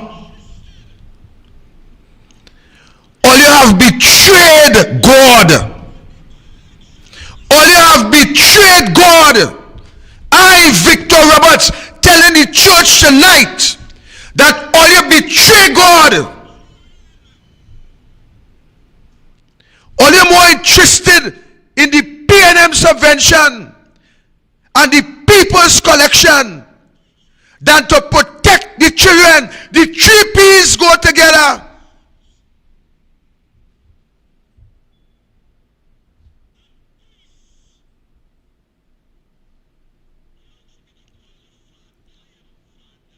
Love, P&M. That is what all you're all about. All you're begging for Rowley to go quietly behind the scenes, negotiating for somebody else to take over, and then we will see all the true colors again. We will see it again, but no protection from these children. Or you rather protect the P&M, protect Rowley Power, but all you will never protect the children. What a bunch of heartless religious organization that exists in this country. All you heartless, those of you who stand and speak out, I salute you, which may very well be one or two religious organization. The rest earlier, boy, fire burn earlier. Fire burn earlier. Fire burn earlier.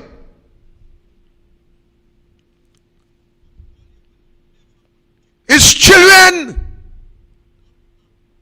The guests tell you about 4 year, 5 year, 6 year, 7 year, 8 year, 9 year, 10 year, 11 year, 12 year, 13 year, 14 year. He stopped at 15 years to run away.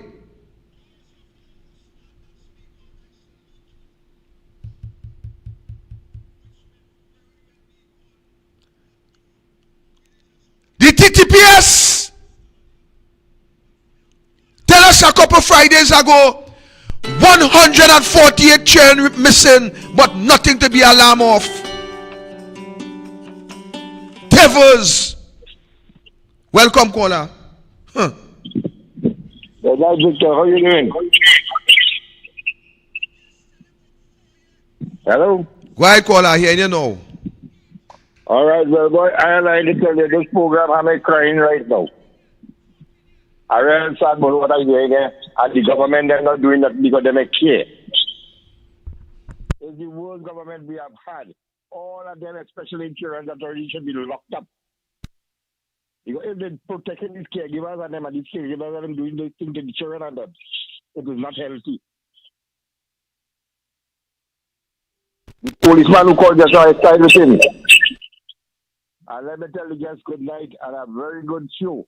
I wish you could come on and talk more. But thank you for the call. Signing off here now. Thank you, caller. Let me tell you something. TTPS, they tell us 148 children missing, but in the same statement they say nothing to be alarmed of. Anti-kidnapping, nothing to be alarmed of. Some run away because of parental. Listen how they dress it up now. Some of them run away because of parental discipline. That's what the TTPS tell you. And some of them probably involved in sexual grooming. Whatever that mean. Grooming them. Sexually grooming them. But I want to ask that assistant police commissioner, when you have nothing to say, get a toothbrush and put in your mouth. Get some Colgate and some Listerine. Keep your mouth closed and work that toothbrush before you come out and talk rubbish. Because if 148 children missing, you supposed to tell us where they are. You're telling us nothing to be alarmed about. So with them. With them. Some run away. Run away. Wait. Tell me where it is. By who? You tell us 148 run away, but nothing to be alarmed about. With them. And you say children. So if some of them under sexual grooming, who are you looking up? Who grooming them? Who grooming them? Boy, watch now, boy. But I will expect a little talk all that. On that Gary Griffith, I couldn't talk that, you know. On that Gary Griffith, I couldn't talk that. I wasn't getting a chance to talk that rubbish. Welcome, caller. Hello, good night, and good night, Commissioner and Tobago. You know, I talking about religious organizations. They don't have religious organizations in Spain. What we have is faith-based organizations. Everybody's on money. It have nothing to do about religion. It's only money. And I shudder to listen and hear what this guest is saying. This thing is really, really sad. Really, really sad. Thank you, sir. Thank you, caller. You talking about children missing and you telling us nothing to be alarmed of? 148. So then with these children, what home they are in, who house, who man or who woman grooming them, where them? Nowhere to be found. Nowhere to be found. But you telling us, don't be alarmed. But then they're putting up on the TTPS app, this child missing, help we find, call 555, call the nearest police station. So what happened to the 148 that missing? What happened to the 148 that missing? You don't know where they are, but you telling we the public nothing to be alarmed of. But you're putting up on the app now, this child missing, help us find. I want to help find the 148, and I want people to be locked up, people to be in jail for harboring these children underage, whether they're sexually grooming, booming, sweeping, mopping, wiping, whatever they're doing, put them in jail. I want to hear members of this pedophile ring is under arrest, government ministers, if they involve judicial officers, whoever. I want to hear people locked up. I want to hear people charged. I want to hear our children now able to breathe, and they are free and protected from the scum of this society. But you see, then again, when you have scum leading the society, when you have people who believe every underwear they must do some kind of examination, what you expect the rest of the country to do? When you have the highest office misbehaving, when you have prime minister have a whole list,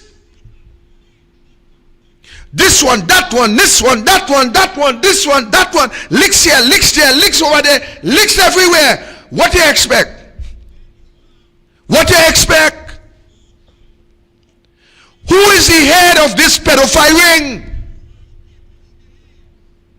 If we cannot find those who are abusing our children, then for God's sake, let us bring in the Scotland Yard. Bring in the FBI.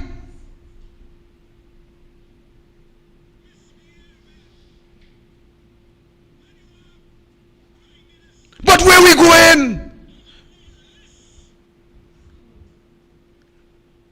If what all you hear tonight from the guests on this first segment,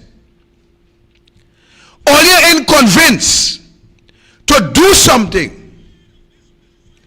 to hold this government account, to hold the commissioner of police account, to hold the child protection unit account, to ask for the heads and the resignation of Donna Cox and the whole social media, the whole social welfare, who fall down on the job, then what we doing?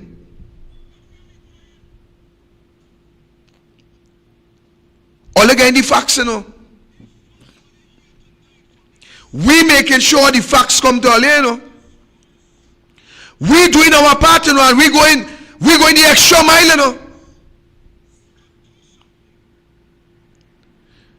But how much are all we could total we back?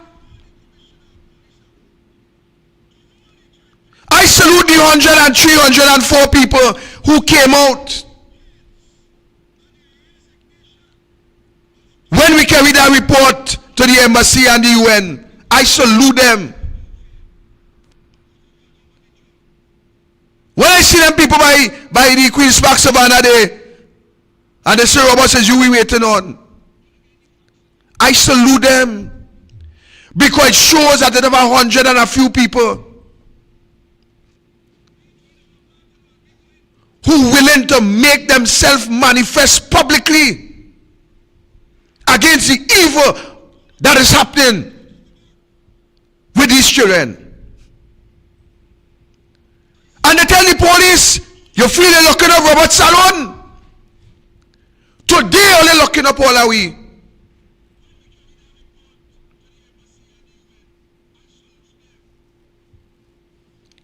What happened to the rest of the millions out there in this country?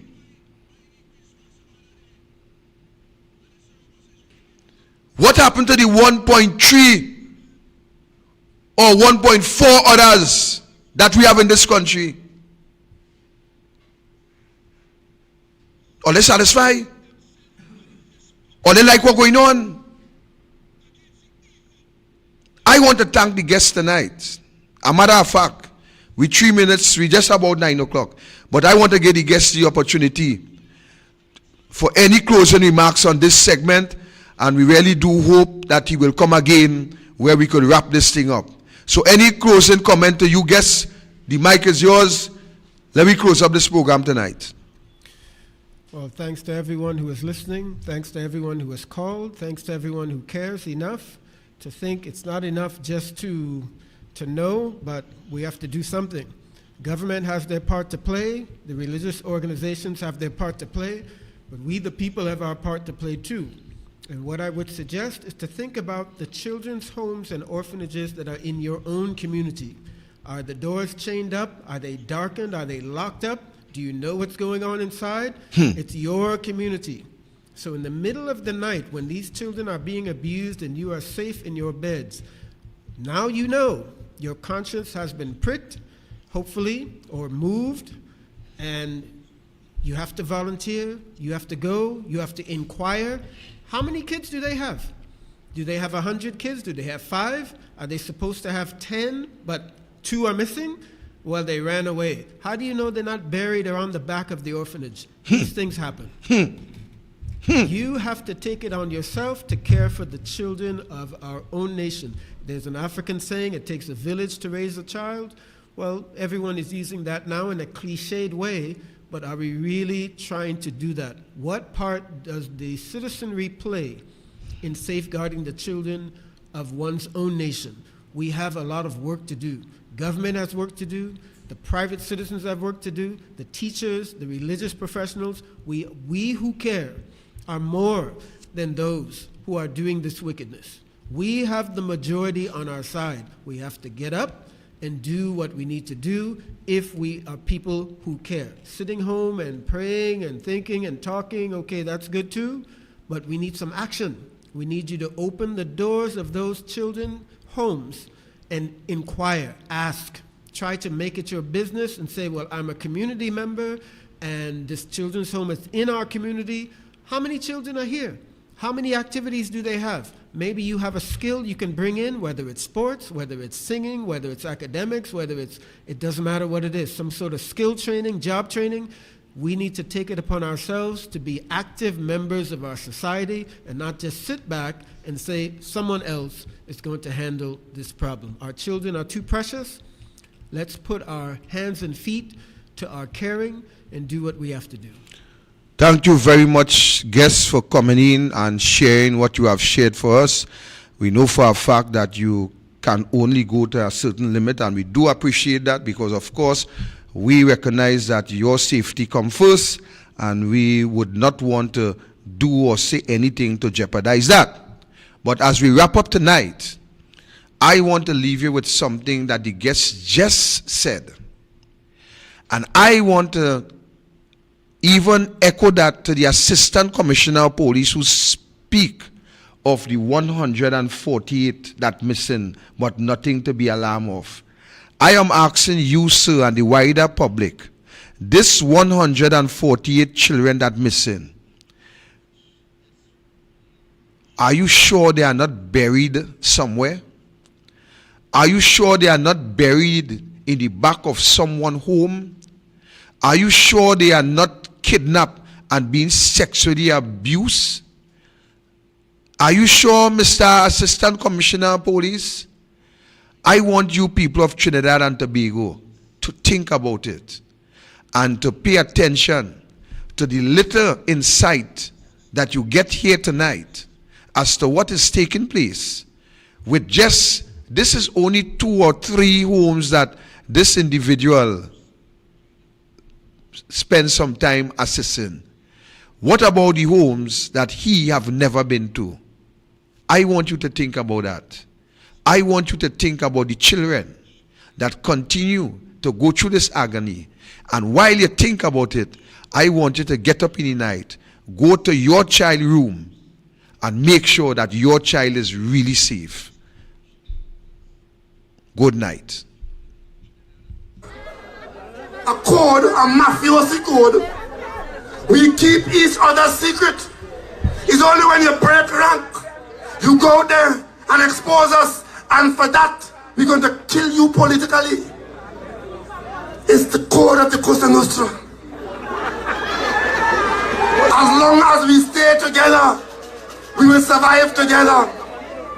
And we agree not to breach the code of secrecy. A code, a mafiosi code.